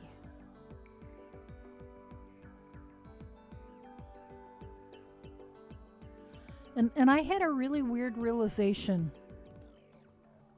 last night before I went to bed. My husband has been watching all of the protests in Portland, watching people live stream, or not in Portland at this point. Well, Portland and Kenosha, but he was watching in Kenosha, and there was a reference made. Veggie said, "I'm tired of the heavy sometimes." Yes, I am really sick and tired of the heavy. They were talking about, where the kid had shot people, and made reference to the street. And I was like, holy shit. I lived on that street when we were stationed in, my stepfather was stationed at Great Lakes, which is in Waukegan, Illinois.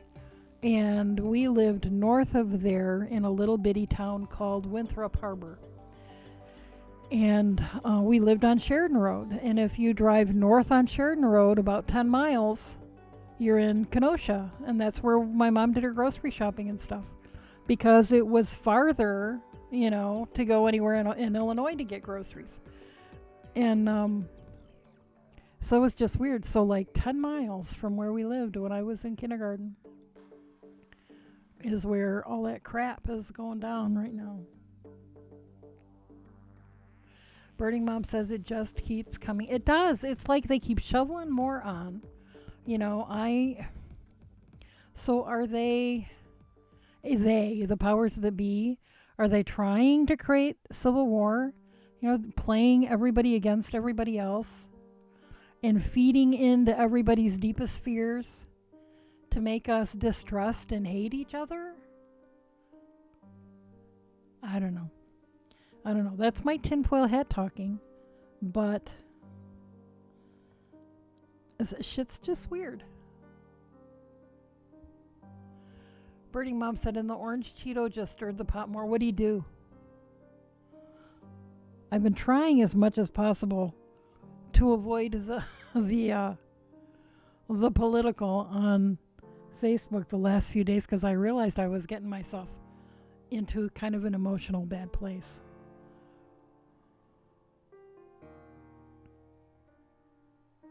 So I am no longer allowed to make comments on posts where the other commenters have already proven that they're not listening and all they're interested in is their own, whatever their own fantasy is. I'm not, and it doesn't matter which side they're on.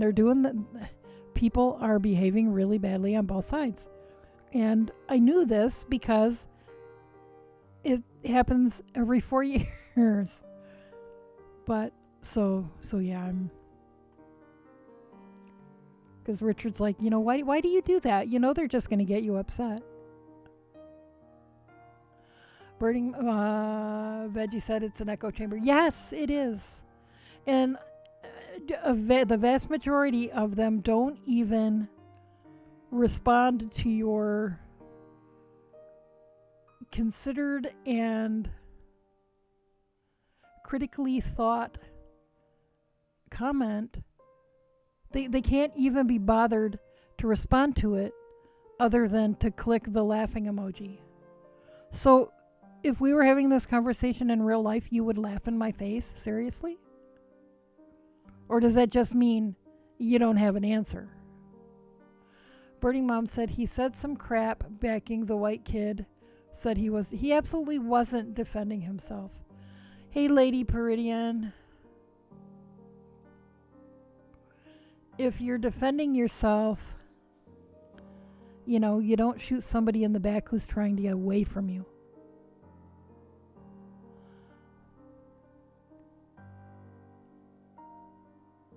Veggie said, me saying it's an echo chamber is an echo chamber. How are you doing, Lady Peridian? I haven't seen you in a while.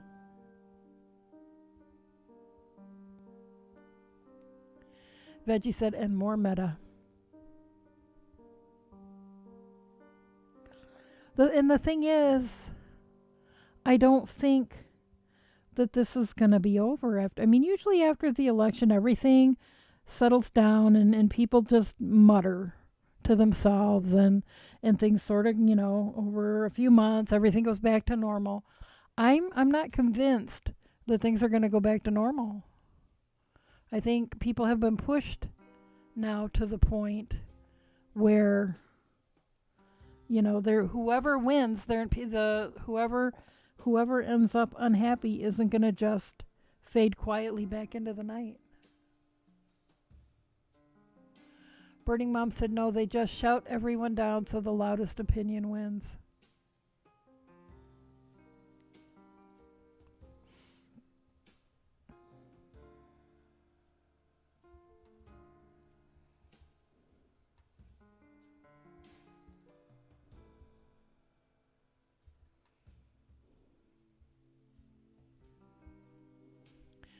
Yeah, and my county is mostly rural, so it's fairly conservative. And my state is mostly rural, so it's fairly conservative.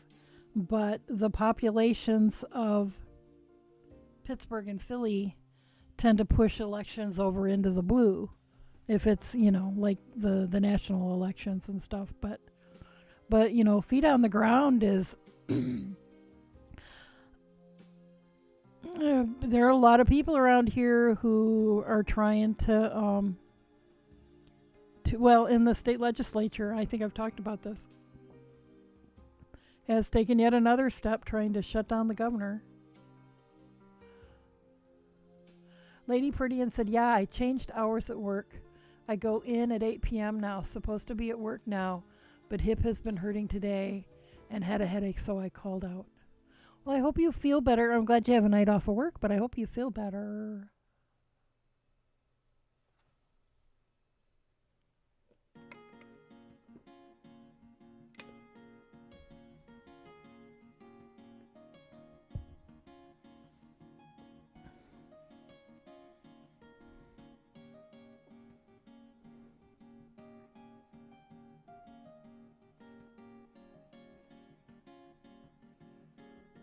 And then my next question was, defending himself against what?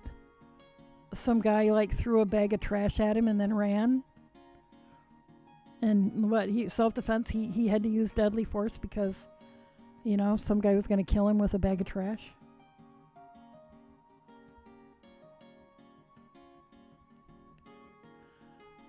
Lady Peridian said, head is better, but hip still hurts a bit. Oh, that sucks.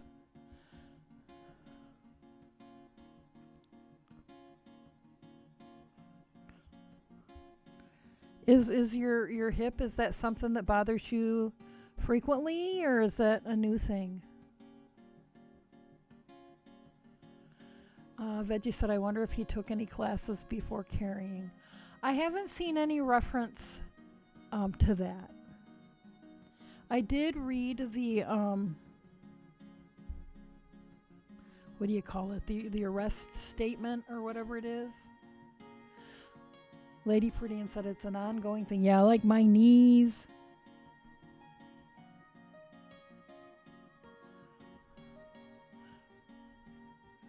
Birding Mom said it's the same in Portland. The police don't need militia help. And Veggie said, not that systemic issues would stop just because he took a class. Well, and his mom was there too, and the pictures I've seen is she was dressed in body armor and and stuff. So it's not like he just fell in with a bad group of kids. It's like this is it's a familial thought process, a generational thought process. I'm sorry, Lady Pretty. And is the weather? I mean, I don't know what your weather's doing where you are. Here, it's been very damp and swinging back and forth between very hot and pretty darn chilly. And my joints just every time the weather changes,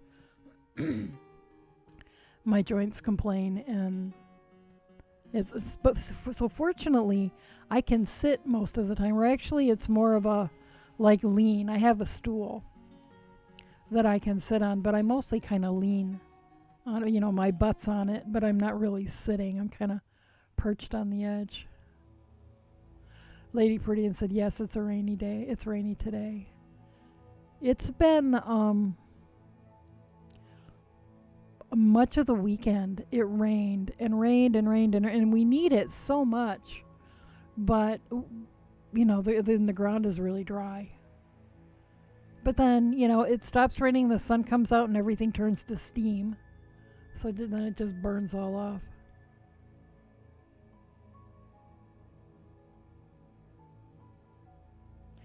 Veggie says, but I know for concealed carry, they make you take a course, and they go over mediation and stuff. Lethal force is the last thing that should be resulted. Yeah.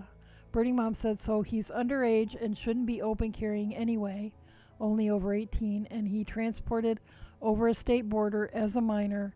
It's just stupid, period. So I've been seeing people asking, why isn't his mother being charged? Because she drove him there, and then she drove him home afterwards, across state lines. Veggie said, so maybe if he took a moment to think. And then says, oh, I know, and I agree.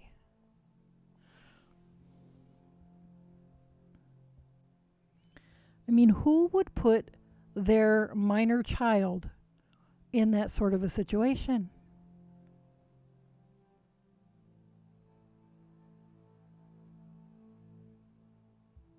Well, obviously, his mother would, but I mean, and I don't know what her deal or her situation is, but I think a lot of people made bad choices.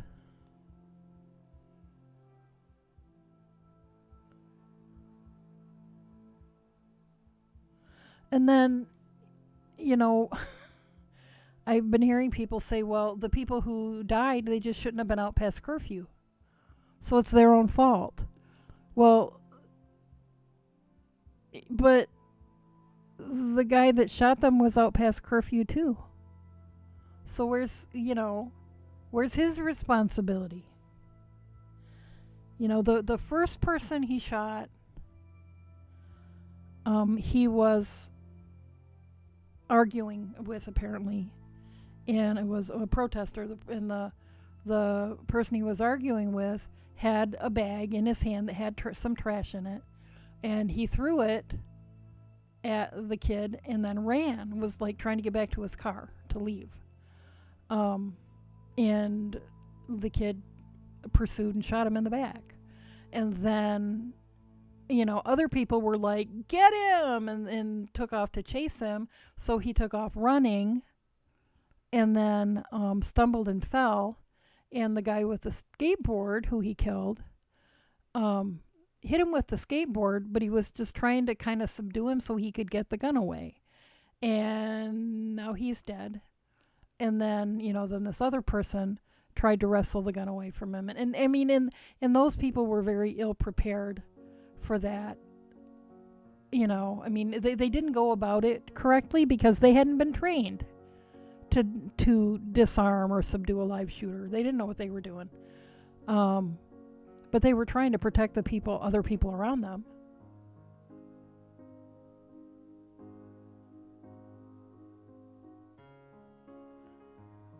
Birding Mom says, why wasn't he arrested right there? The cops saw him shoot them, or at least questioned and written up.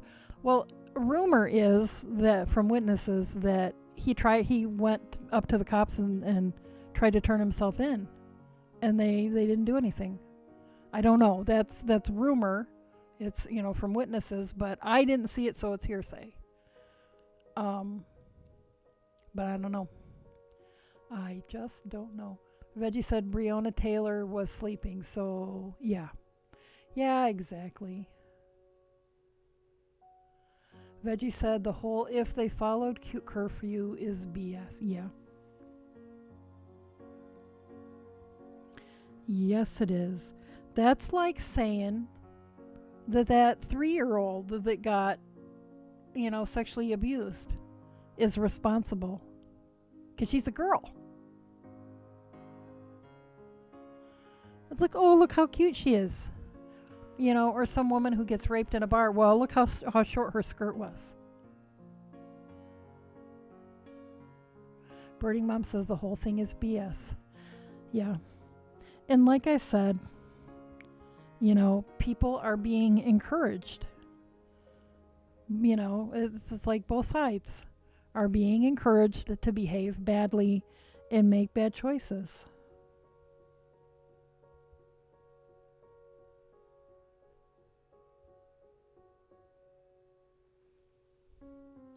Lady Floridian said, be right back. We'll see you when you get back, ma'am.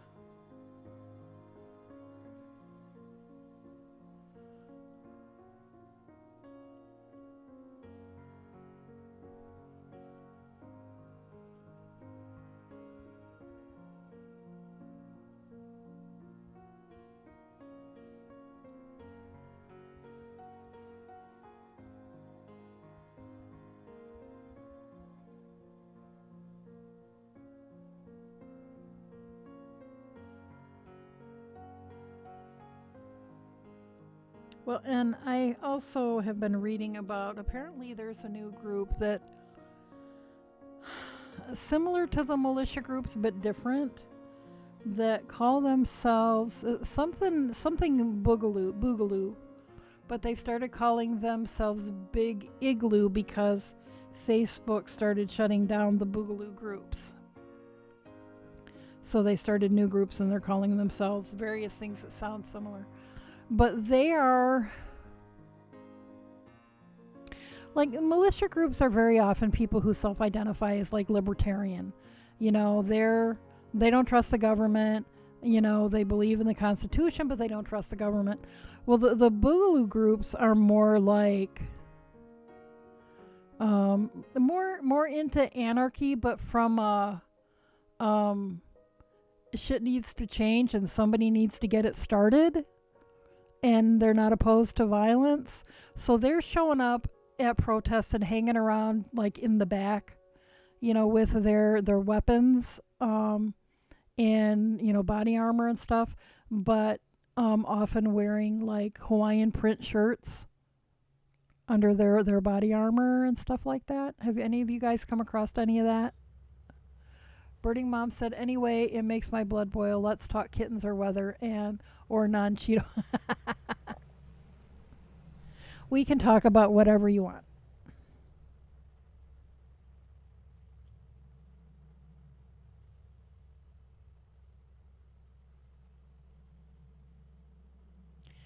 Veggie said, I like Cheetos. I actually prefer, there's a regional snack company called Snyder's of Berlin, Pennsylvania, I presume, who make cheese puffs that are divine. Veggie says crunch, crunch. Yes, and I like them much better than the actual Cheetos brand.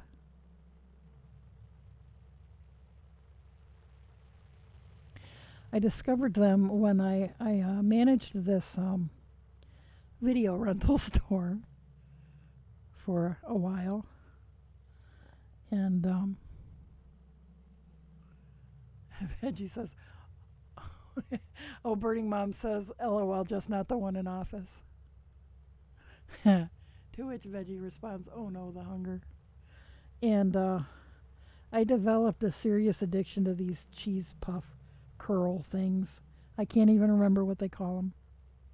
Some sort of cheese puff thing. Cheese curls. I don't know. I've lived a lot of places where they've had a lot of different names for the cheese things.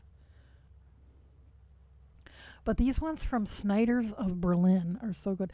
And it's really confusing because there are two different Snyder chip companies here.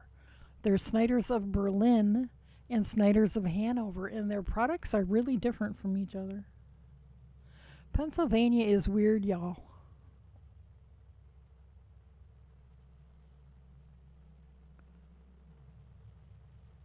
And Veggie says BRB. Yeah, Veggie's probably going to get Cheetos now. Birding Mom says, I like Snyderman's. They have some addictive flavors.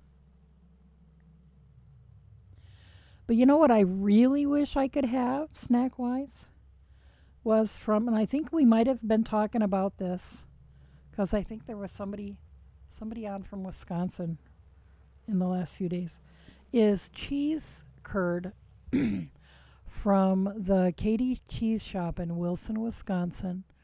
And they put the cheese curds in a bag, and you can get flavors sprinkled on them, and it's like like popcorn cheese sprinkle, or like the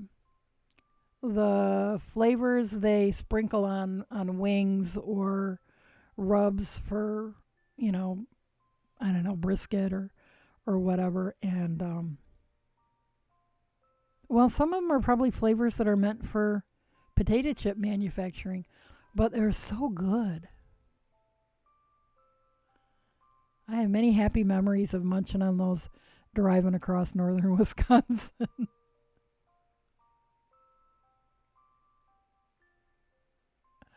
Lady Perdian said, okay, back and lurk. Okay, thank you for the lurk, ma'am.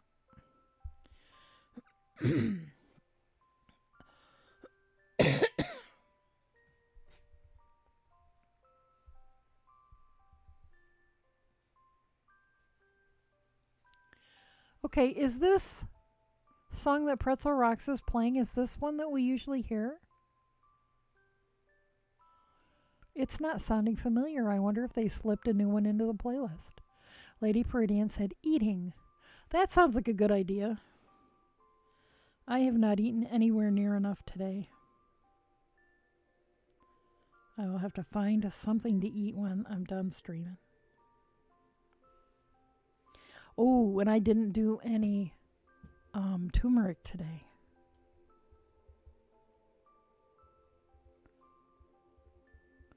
Just to make sure I do some turmeric. Some golden paste. Birding Mom says, so when you go overseas, Lay's has all these flavors you don't see in the U.S. Prawn cocktail, ketchup. Probably catering to the local preferences, I would think.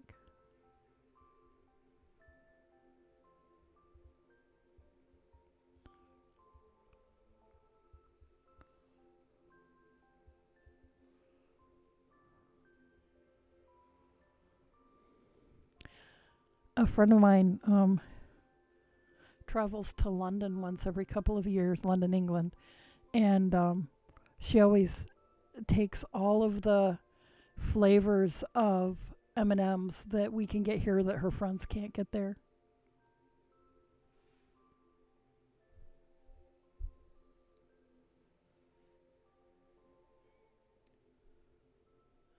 Birdie Mom said it's weird. Yeah.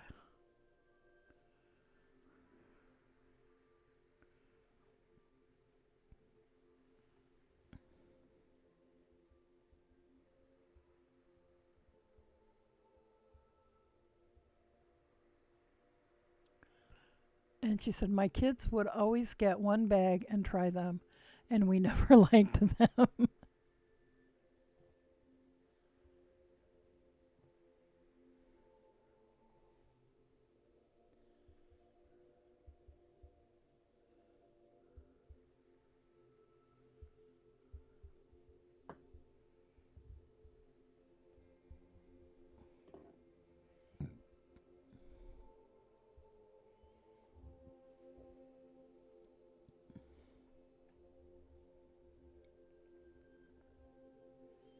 Yeah, or like all the weird candy and stuff you can get. Especially in Japan, it seems like Japan has the, the candy that's the most odd to our expectations of candy. Although a friend of mine's husband works somewhere where he works, and there were two women from somewhere in Eastern Europe. And whenever they would go home, they would come back with all kinds of goodies and to share in the office. And he gave me a candy bar that was from, I don't even remember where, Croatia or someplace. And it was like white chocolate and it had like pop rocks in it. It was the weirdest thing. It was kind of good, but it was weird.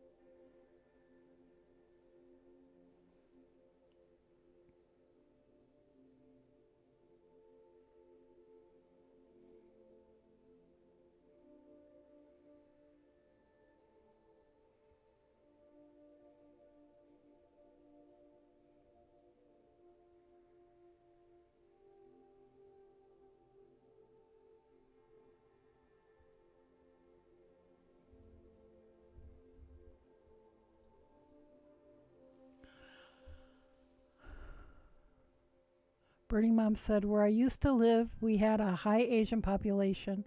So there were all kinds of different grocery stores. My favorite was the high end Japanese one. Ooh, that'd be cool. The Strip District in Pittsburgh has a lot of ethnic groceries. And I searched and searched and searched through this one Chinese grocery looking for some kind of noodle that I could have. And of all the hundreds and maybe thousands of kinds of noodles they had, they all were made with wheat. I was so sad. They had really good tofu, though. They would just, every 20 minutes, they'd wheel this cart out with all this fresh tofu on it, and people would descend like vultures, and it would be all gone.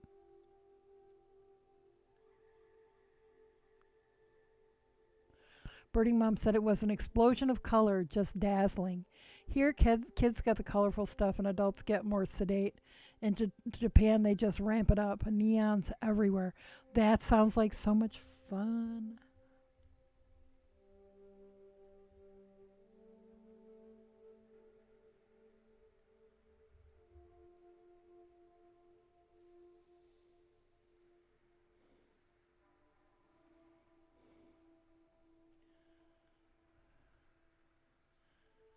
Veggie says matcha Kit Kats. Yeah, matcha everything.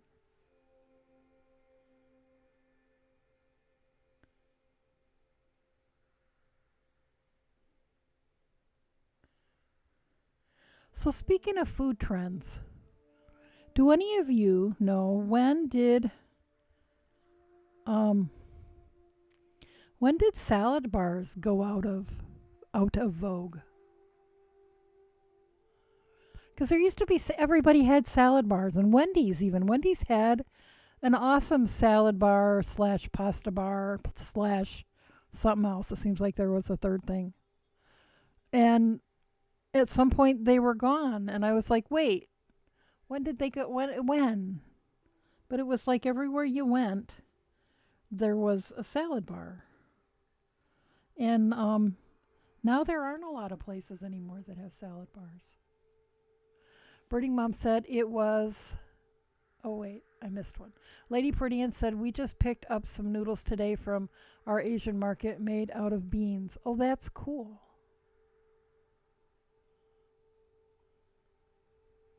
Well, and I know that like rice noodles exist and, noodles made from other things, but it's like every single noodle in this whole Chinese store were made with wheat. It's like, uh-huh. But I think I was saying in oh, see, I can, because none of you were there, so I can say it again. I won't be repeating. I found out what the dough conditioner is in ramen noodles. I miss ramen so much, but I have not ever found any noodles that are the same.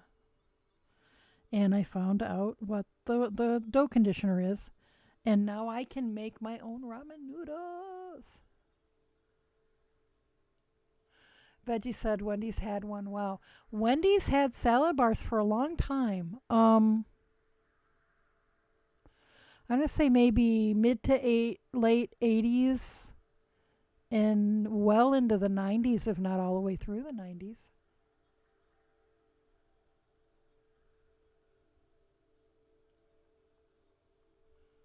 Birding Mom said for the quarantine they've had to take all buffets down.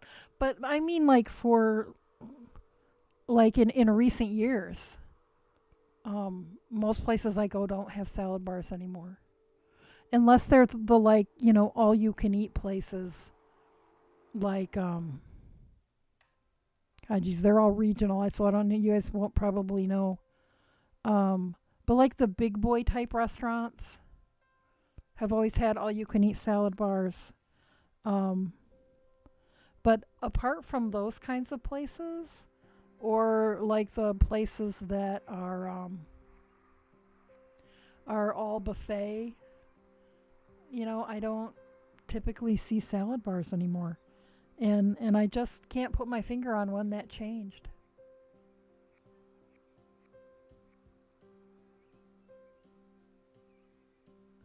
Veggie says real ramen or instant. Well, it'd be fresh. It'd be homemade. Lady Prettian said cool. Dough. Yes, Dough. It's now I can't remember exactly, but it's like a calcium carbonate sort of a thing. It's a weak alkaline, and you can buy it on Amazon, but you can make it yourself by baking soda. Just dump baking soda on a pan and bake it at a certain temperature for a certain length of time. And you just put a little bit of that in the dough, and it changes the texture completely. I was trying to figure out, where am I? What am I doing?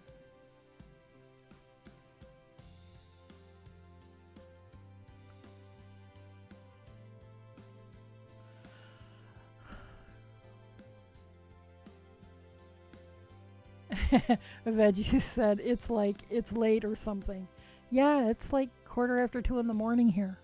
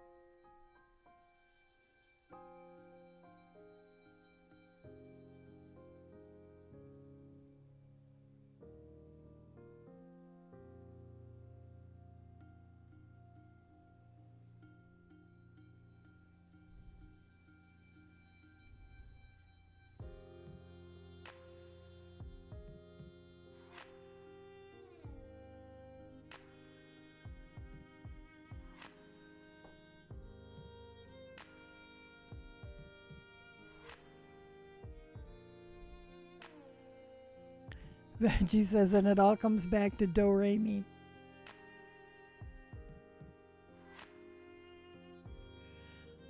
The first three notes just happen to be.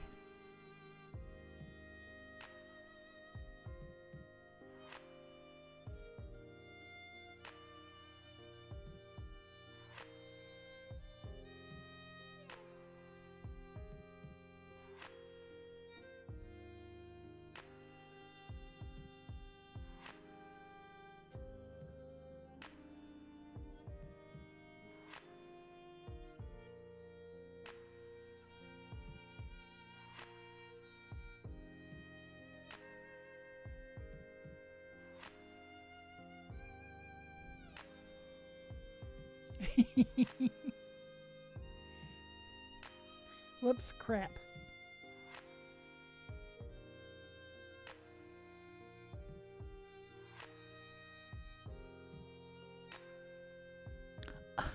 I lost my loop.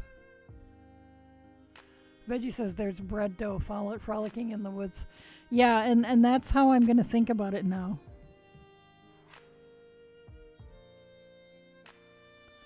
Dough. A deer.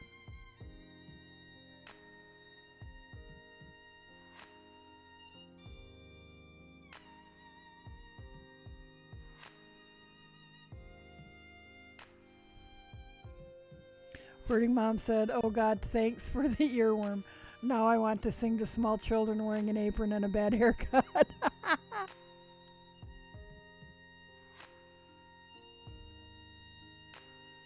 And has anyone ever done the math? She was way too young for that man.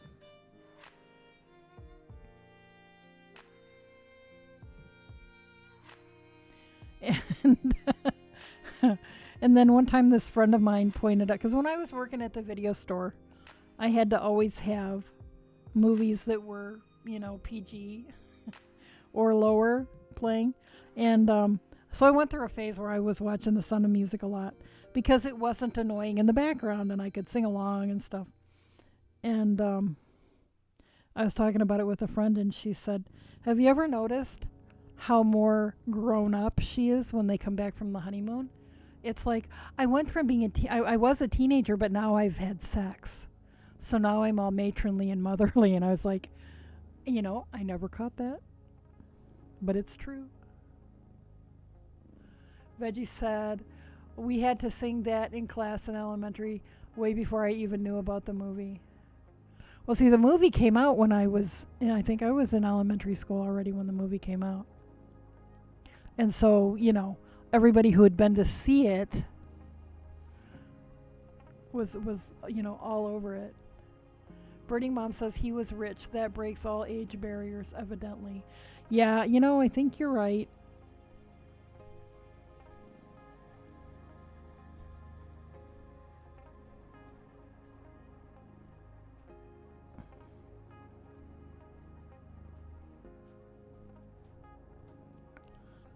And it's one of those things that, I just didn't notice when I was a kid. So I just didn't notice until I was in my 40s.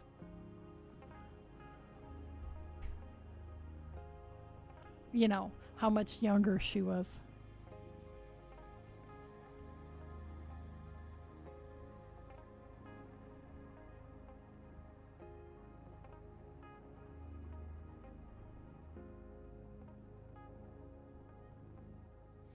Not only rich, but relatively powerful. He was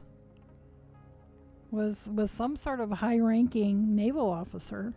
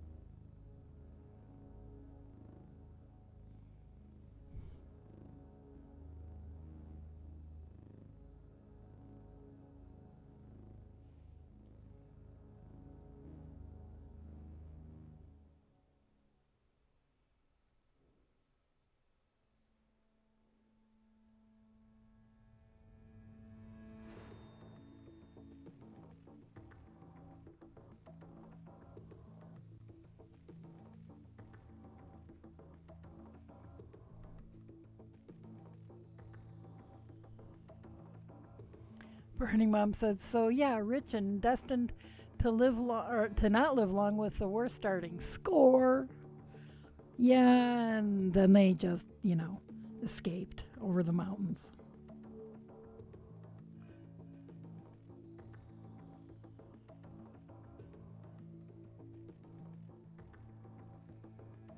And eventually came to America.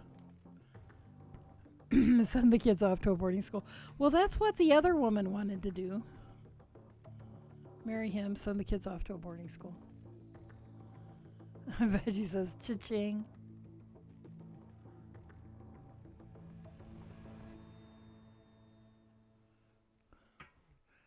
And I really have to wonder if the other woman left as quietly as they portray in the movie.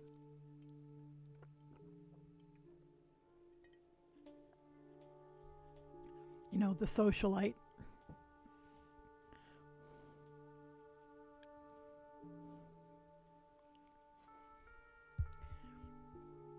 Well, I've been working on this man for months, but obviously he's smitten with this sweet teenage girl, so I'm going to just quietly leave.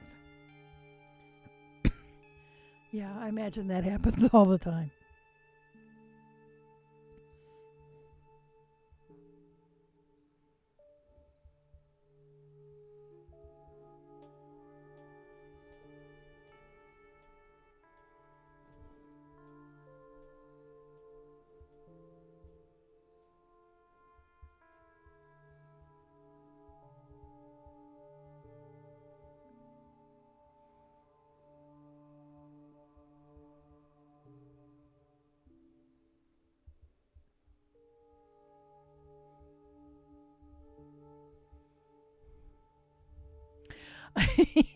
Lady Pretty, we're talking about the sound of music and all the things that I've, when I was working in a video store and had to always have like PG or G movies playing. That was one of my go-to movies because it wouldn't drive me crazy. And because I'd rather have it be quiet, thank you very much, than have noise. But so I watched it probably a couple hundred times, and eventually you start asking questions about things you never thought about when you were a kid.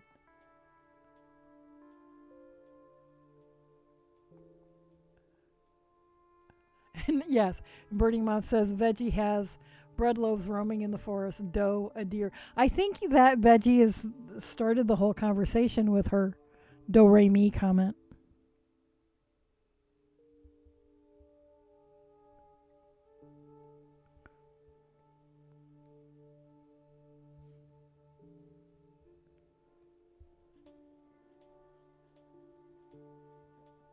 Because you have to start at the very beginning. It's a very fine place to start. When we read, we begin with ABC. But when we sing, we begin with do re mi. But I haven't seen the movie several hundred times or anything.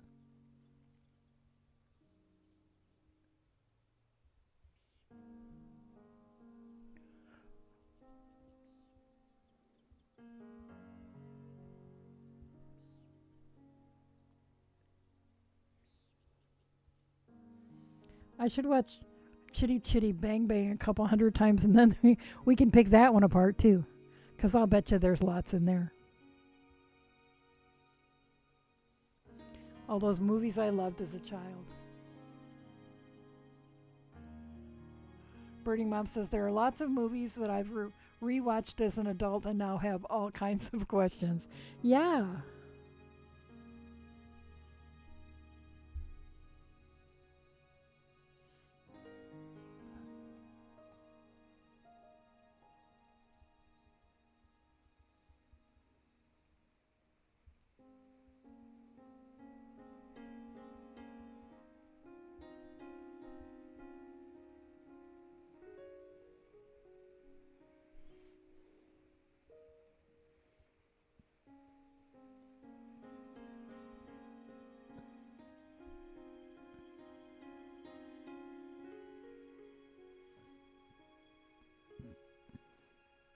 I haven't watched any movies in a while. Veggie says, what, me? I'm just sitting here spinning. Uh-huh. Yeah, you try and look innocent over there.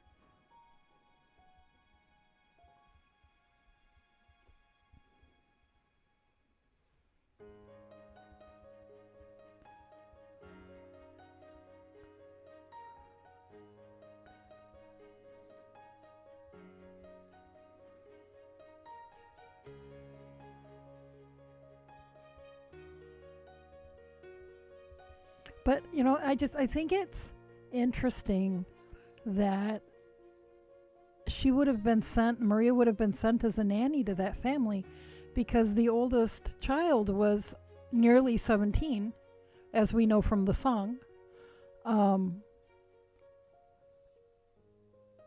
And according to Wikipedia, Maria was 17 when the convent sent her to the Von Trapp family. So here she's supposed to be the nanny or the governess or whatever. And she's nearly the same age as one of the children.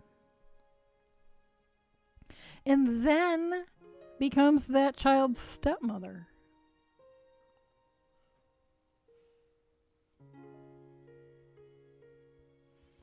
See, we would be asking these questions now. Apparently they didn't ask those questions in the 1930s or 40s or whenever it was. Beginning of the war, so it must have been in the late 30s. Birding Mom, Lady Pretty, and says, weird. And Birding Mom says, and she was this unruly flake in nunnery. Well, and you know, she was, also according to Wikipedia, she had been raised, I think, atheist, but had taken up with some Catholic peoples in school and went to the convent because she wanted to learn more about Catholicism. And I'm not sure she was as much of a flake as the movie made her appear.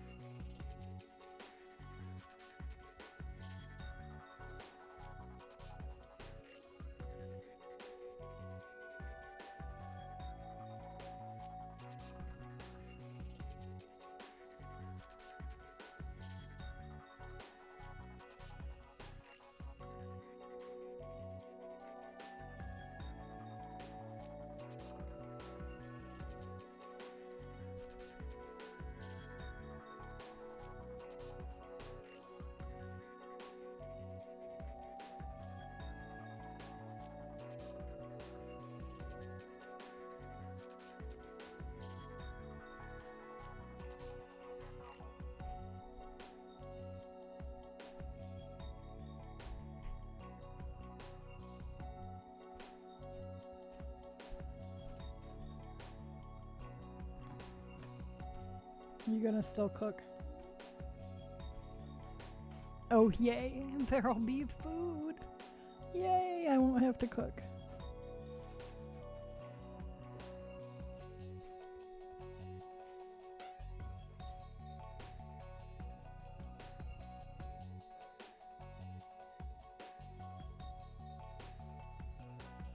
Veggie says, I'm still skeptical, but the favorite things song, my husband has tried to convince me that was typically inside a brown paper package tied up with string. What?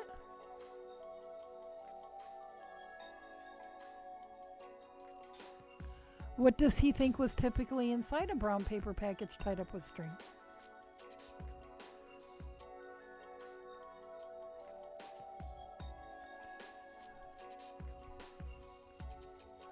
Because when I was growing up, that's anything that you were going to send through the mail, any packages, you wrapped the box with brown paper and tied string around it, and you'd write your address and stuff on the brown paper, and the string was so they could pick the box up easily. And then I was all kerfluffled when the first time I took a package to UPS, and UPS would still take brown paper packages, but my post office would no longer take brown paper packages. And that was in the mid 80s.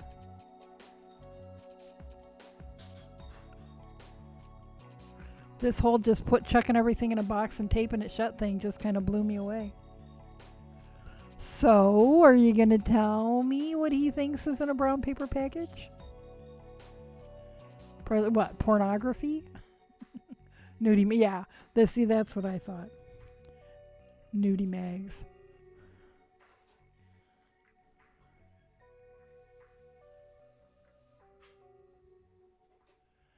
Birding Mom said, LOL, for me, the butcher always wrapped your order in brown paper package and string. Yeah. Well, in a lot of places did. When I was growing up in the South, in some of the smaller towns, if you, um, they wouldn't ask you if you wanted a bag. They'd ask you if you wanted that in a poke. But traditionally, a poke was where they just rip off a piece of brown paper, roll it into a cone, put your nuts or candies or whatever, whatever was being weighed out. They dropped down into the cone and then they'd roll the top of the cone shut, and that was a poke.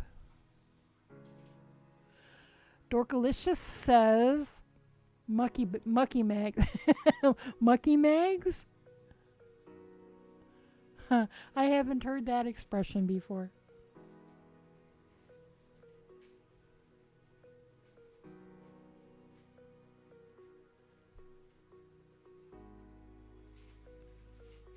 Veggie said, I told him that it wouldn't just be nudie mags, but he doesn't know anything. Birding Mom said, oh, for us, a poke was a bag. Yeah. Yeah, but before they had bags that were manufactured, they just roll a cone out of it. And probably not for everything. Things that they couldn't, just drop into the cone, they probably just wrapped up with the brown paper.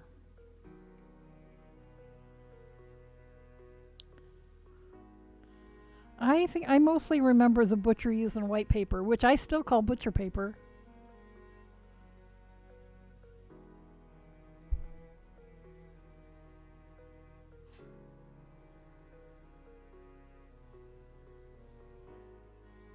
I don't have the camera in the same place I had it yesterday. Because I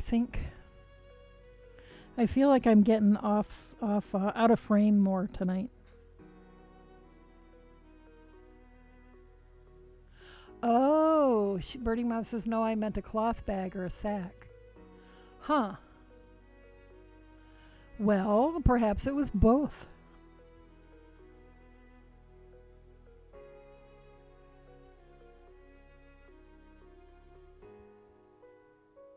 And that would make more sense in regard to a pig in a poke. Because why would you put a pig in a paper bag? But a cloth bag, maybe a small pig.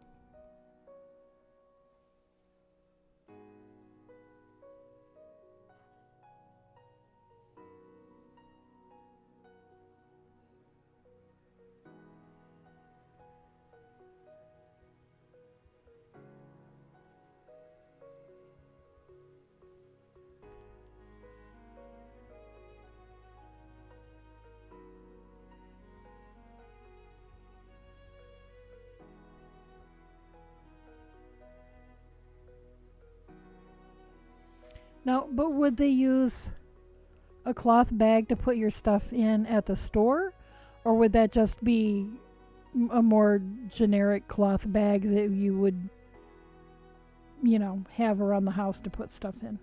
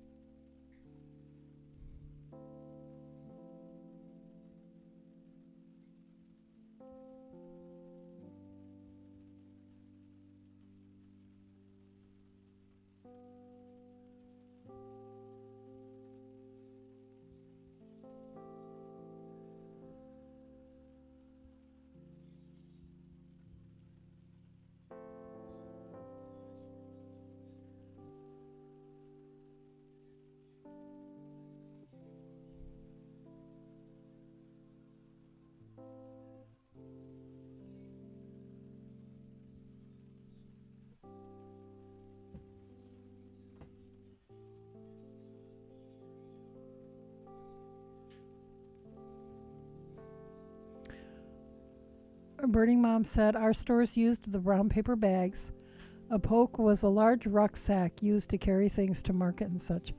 Huh. And in what part of the country was that?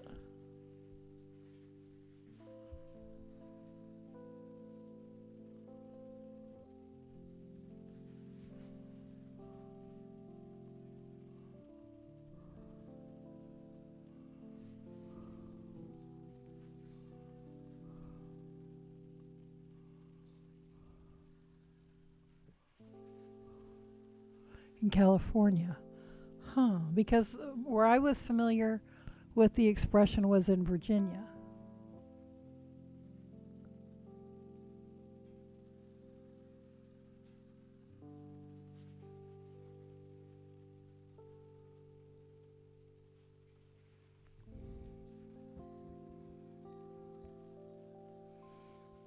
But I had wondered what culture it came from, and it seemed like it was more prevalent in the mountainous parts of the area, in the Appalachians. And I know that a lot of Scots Highland Scots, settled in the Appalachians, or Appalachians, depending on who you ask.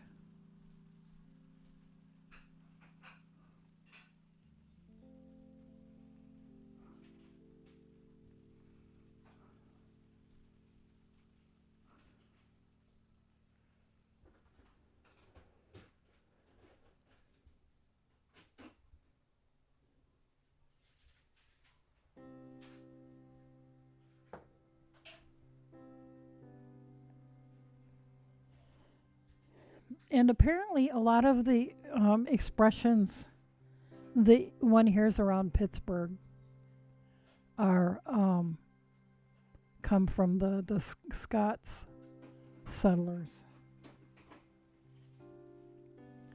and just expressions I've never heard anywhere else.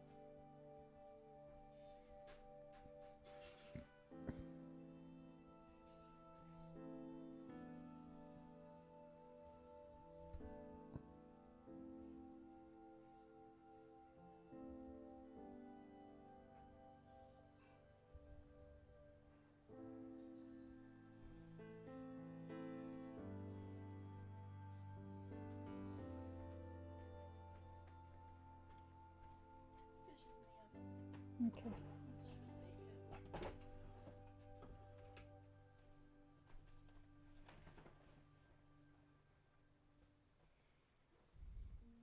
Veggie said, if you're into podcast, A Way with Words is pretty cool.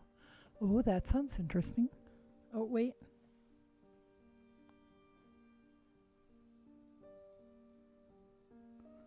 I forgot I am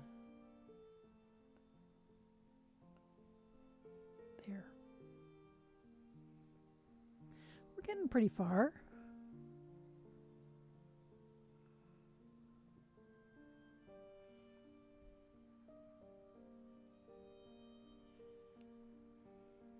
And you may have noticed I'm not dropping it all over the place like I was last night when it was pretty full.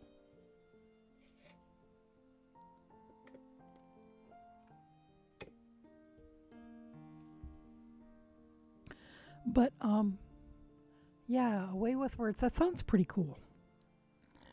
I like that kind of stuff. Linguistics and word origins and languages and stuff. I'm being laughed at.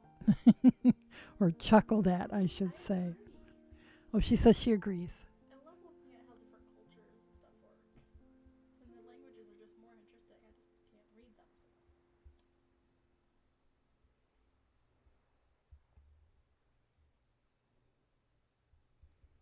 Says she who's taken Latin. I'm going to try. First, then I was going to see. We'll see how well my learning disability makes this easier.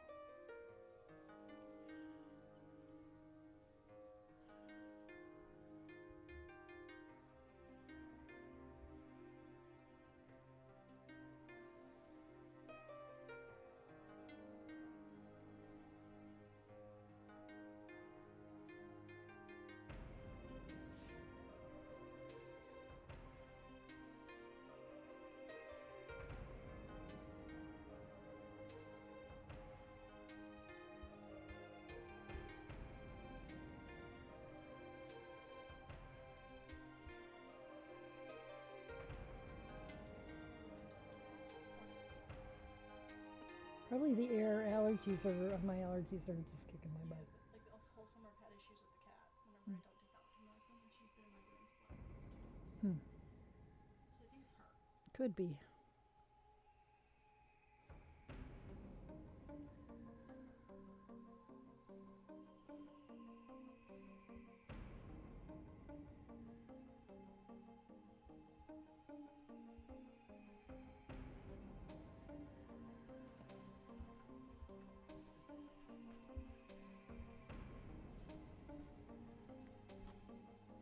Birding Mom said my kids loved Latin.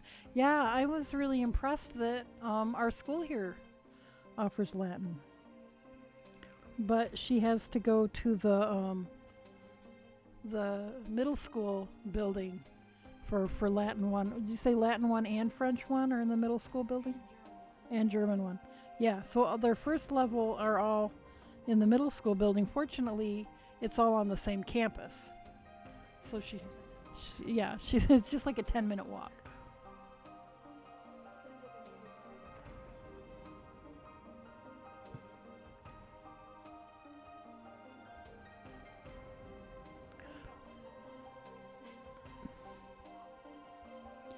But then at first I thought it was weird that, the first level classes were all taught in the junior high or middle school or whatever they're calling it these days. But then when I thought about it, when I was in high school, we were in 9th grade in the high school. And so, if it was considered a 9th grade class, it was still offered. It was, But so I didn't start taking German until I was a sophomore. But since, 9th grade was in the same building. Actually, no, it wasn't, because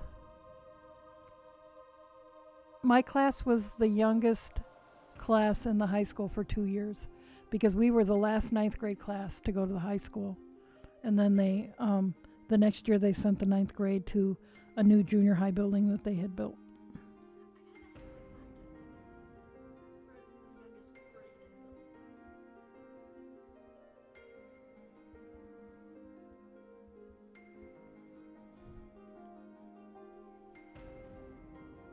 Yeah, I would have taken Latin in high school if it had been offered.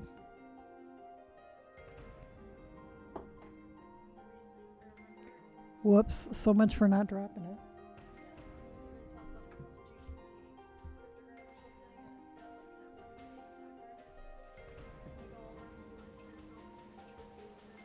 You're talking about that those aren't very good clues, but you're talking about yeah, no, I can't think of the name of it. The movie with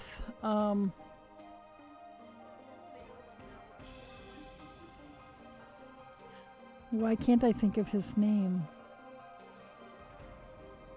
Birding Mom said I would take Latin now if I could find it. I wonder if any of those like online language things have Duolingo is one have of the best. does Duolingo have Latin? It has almost every language, including Klingon. I was gonna say I know it has Klingon.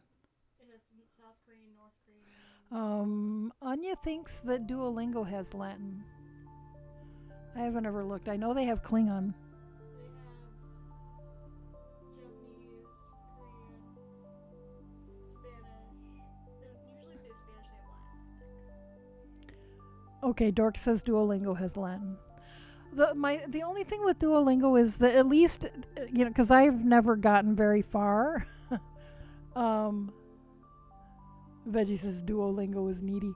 It's very conversational, but I don't know. Do they ever get into like grammar and When I was learning, in like the alphabets? And because I want to learn more Polish, but I'd like to learn how to read it in addition to just speak it.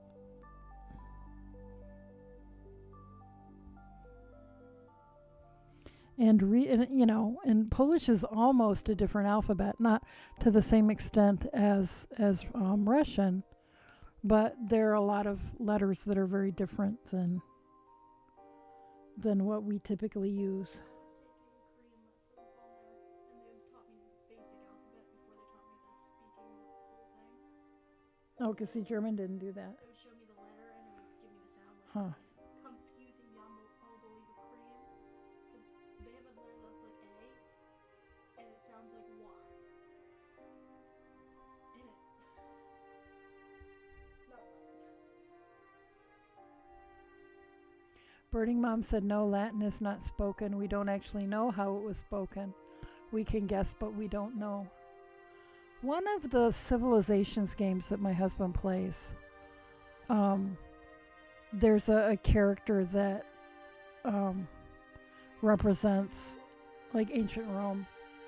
And the way he speaks Latin flows like Italian, which I thought it just kind of struck me because it's like, well, why? It could very well have, but that had never crossed my mind before. Birding Mom says, I need a class to get my butt in to motivate me. Well, there's that too, because like I said, I started doing Duolingo because a friend wanted me to do German with her, and I thought it'd be cool to brush up my very, very long unused German. And she kept doing it for a long time. I didn't. I didn't do it long enough to get in the habit.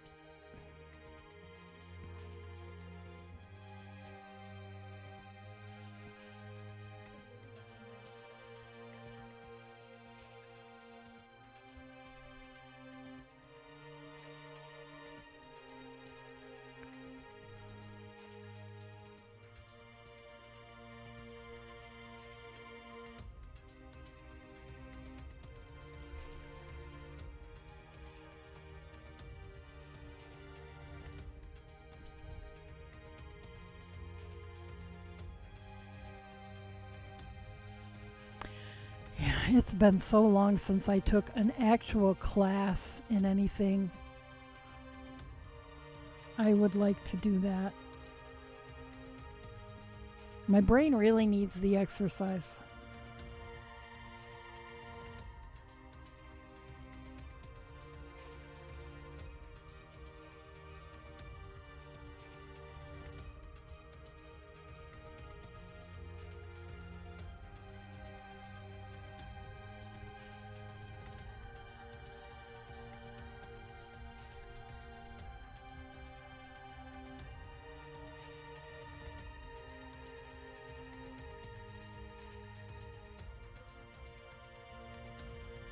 What? Half our family speaks German, the other half, I know, speak either Spanish or some other one like French. Because Jackie visited France, so she speaks French. Mm-hmm. Everyone in our family speaks a different choice of a language. It's hilarious. Yeah, but you all speak English. Yeah, but it's just like speaking it, and then another person starts speaking a different one, and then it just sounds ridiculous. I find it entertaining. One of the light bulbs in the kitchen is flickering. It's probably getting ready to burn out.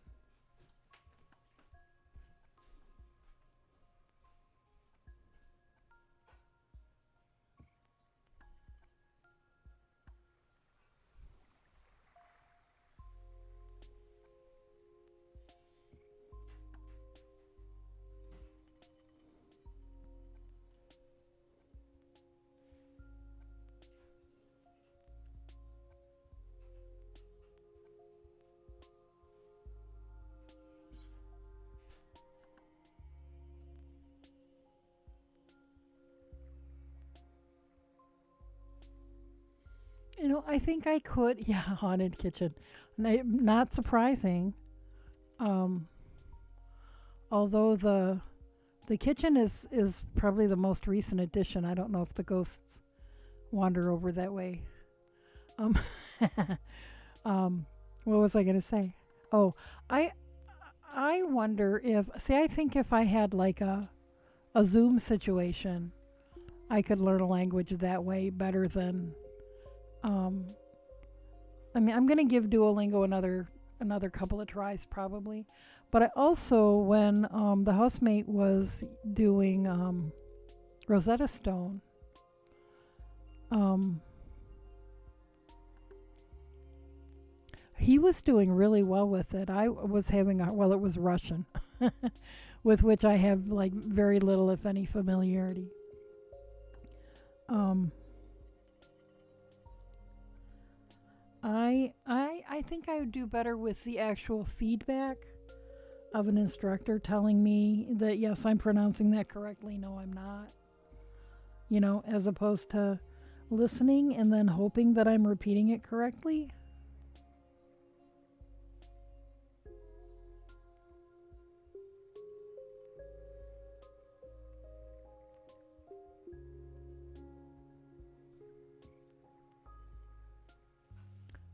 And speaking of Zoom, Birding Mom, didn't you have some knitting classes a while back? Did that ever go? That you're doing knitting classes over Zoom?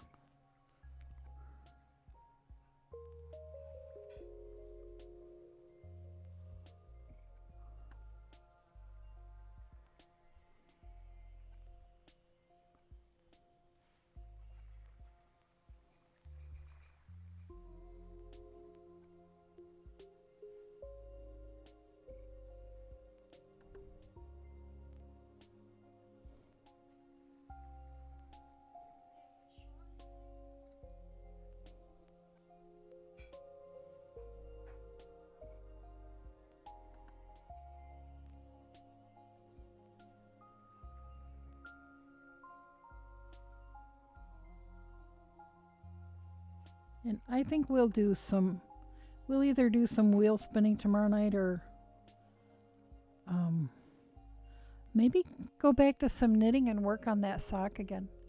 Um, Birding Mom said, yes, I've had several on Zoom. My class didn't go, but I'm doing a private one for one of my former students. Oh, that's cool.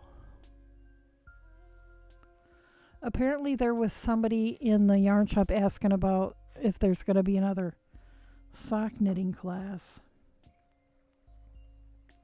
But I don't know how confident I am about trying to teach something like that over like a live chat sort of thing.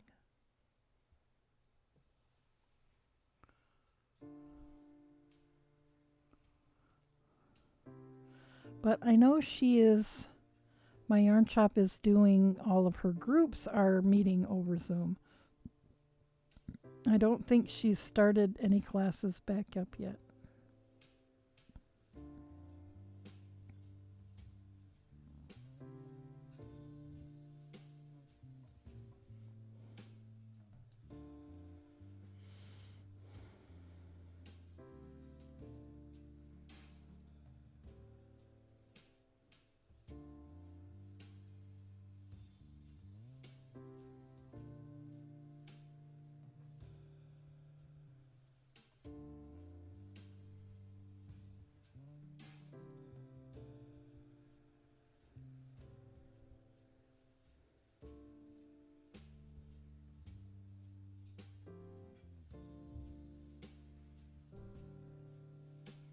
But yeah, I think my hand my hand.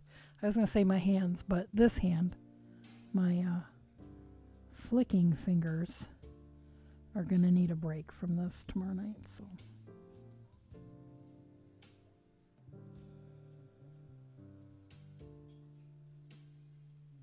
So we'll do something else tomorrow night. I'm not sure what. Possibly the Nightmare Before Christmas socks, because I would like to get those done. And then I'll have at least one pair of festive socks.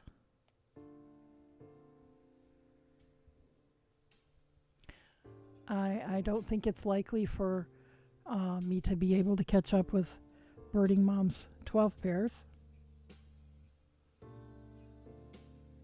Birding Mom said, I don't think it's too hard. I mute everyone because otherwise someone is always grabbing the screen from you. Hey, Mousy Moo. I'm doing pretty well. You just caught us in the last couple of minutes. Are you streaming tonight? And maybe we could raid you.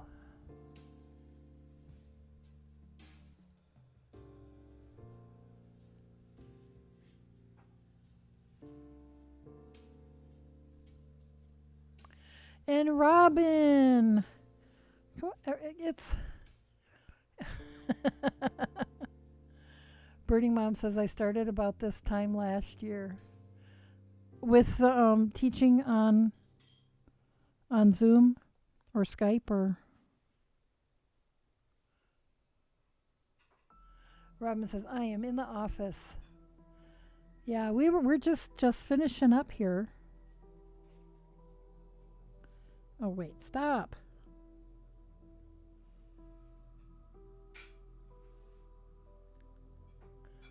Nice emotes.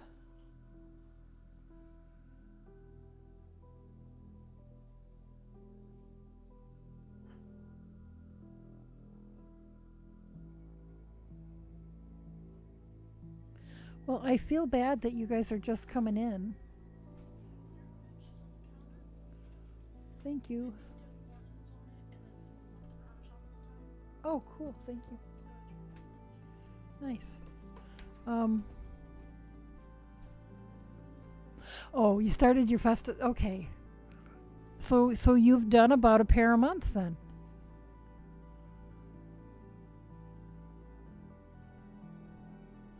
Online teaching just since the quarantine. Mousy says having issues, but we'll try later on. Aw. And Robin says I have these two. Those are very cute. Well, it's about time for me to end tonight. So I'm sorry for those of you who just got here. Just in time for the end. Let's look and see if there's anybody to raid, because I hate to leave you hanging. We can at least drag you over to someone else. Let's see. So, where is everybody lately? Let's see. Cat of Diamonds is painting dice for pins.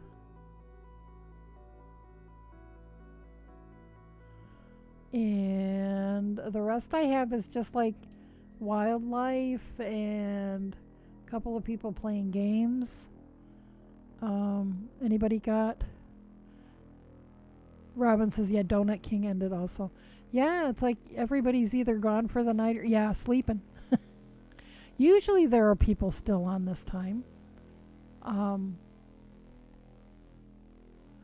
So you guys have any ideas? Mousy a lot of times has ideas of people to raid.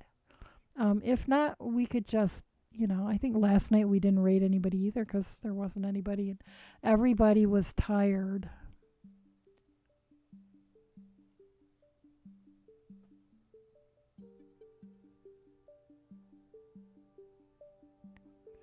Robin said, I have only just Hungarians up and you.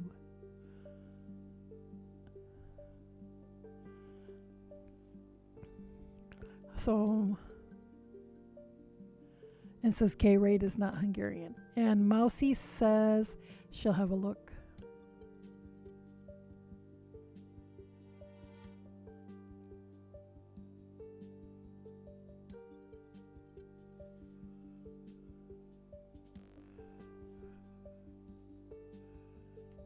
My apron is all in a kerfluffle.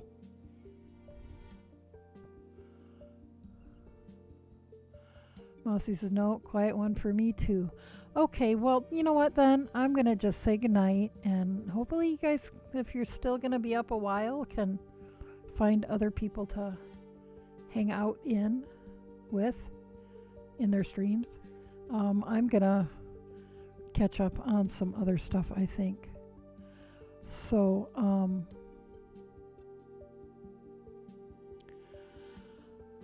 thanks for hanging out, you guys. I apologize to you guys that just came in. I gotta go eat my dinner. Tomorrow night, probably not gonna be spindle spinning. This is the turtle from last night that I finished. I didn't spin the whole thing on stream, but got it almost finished.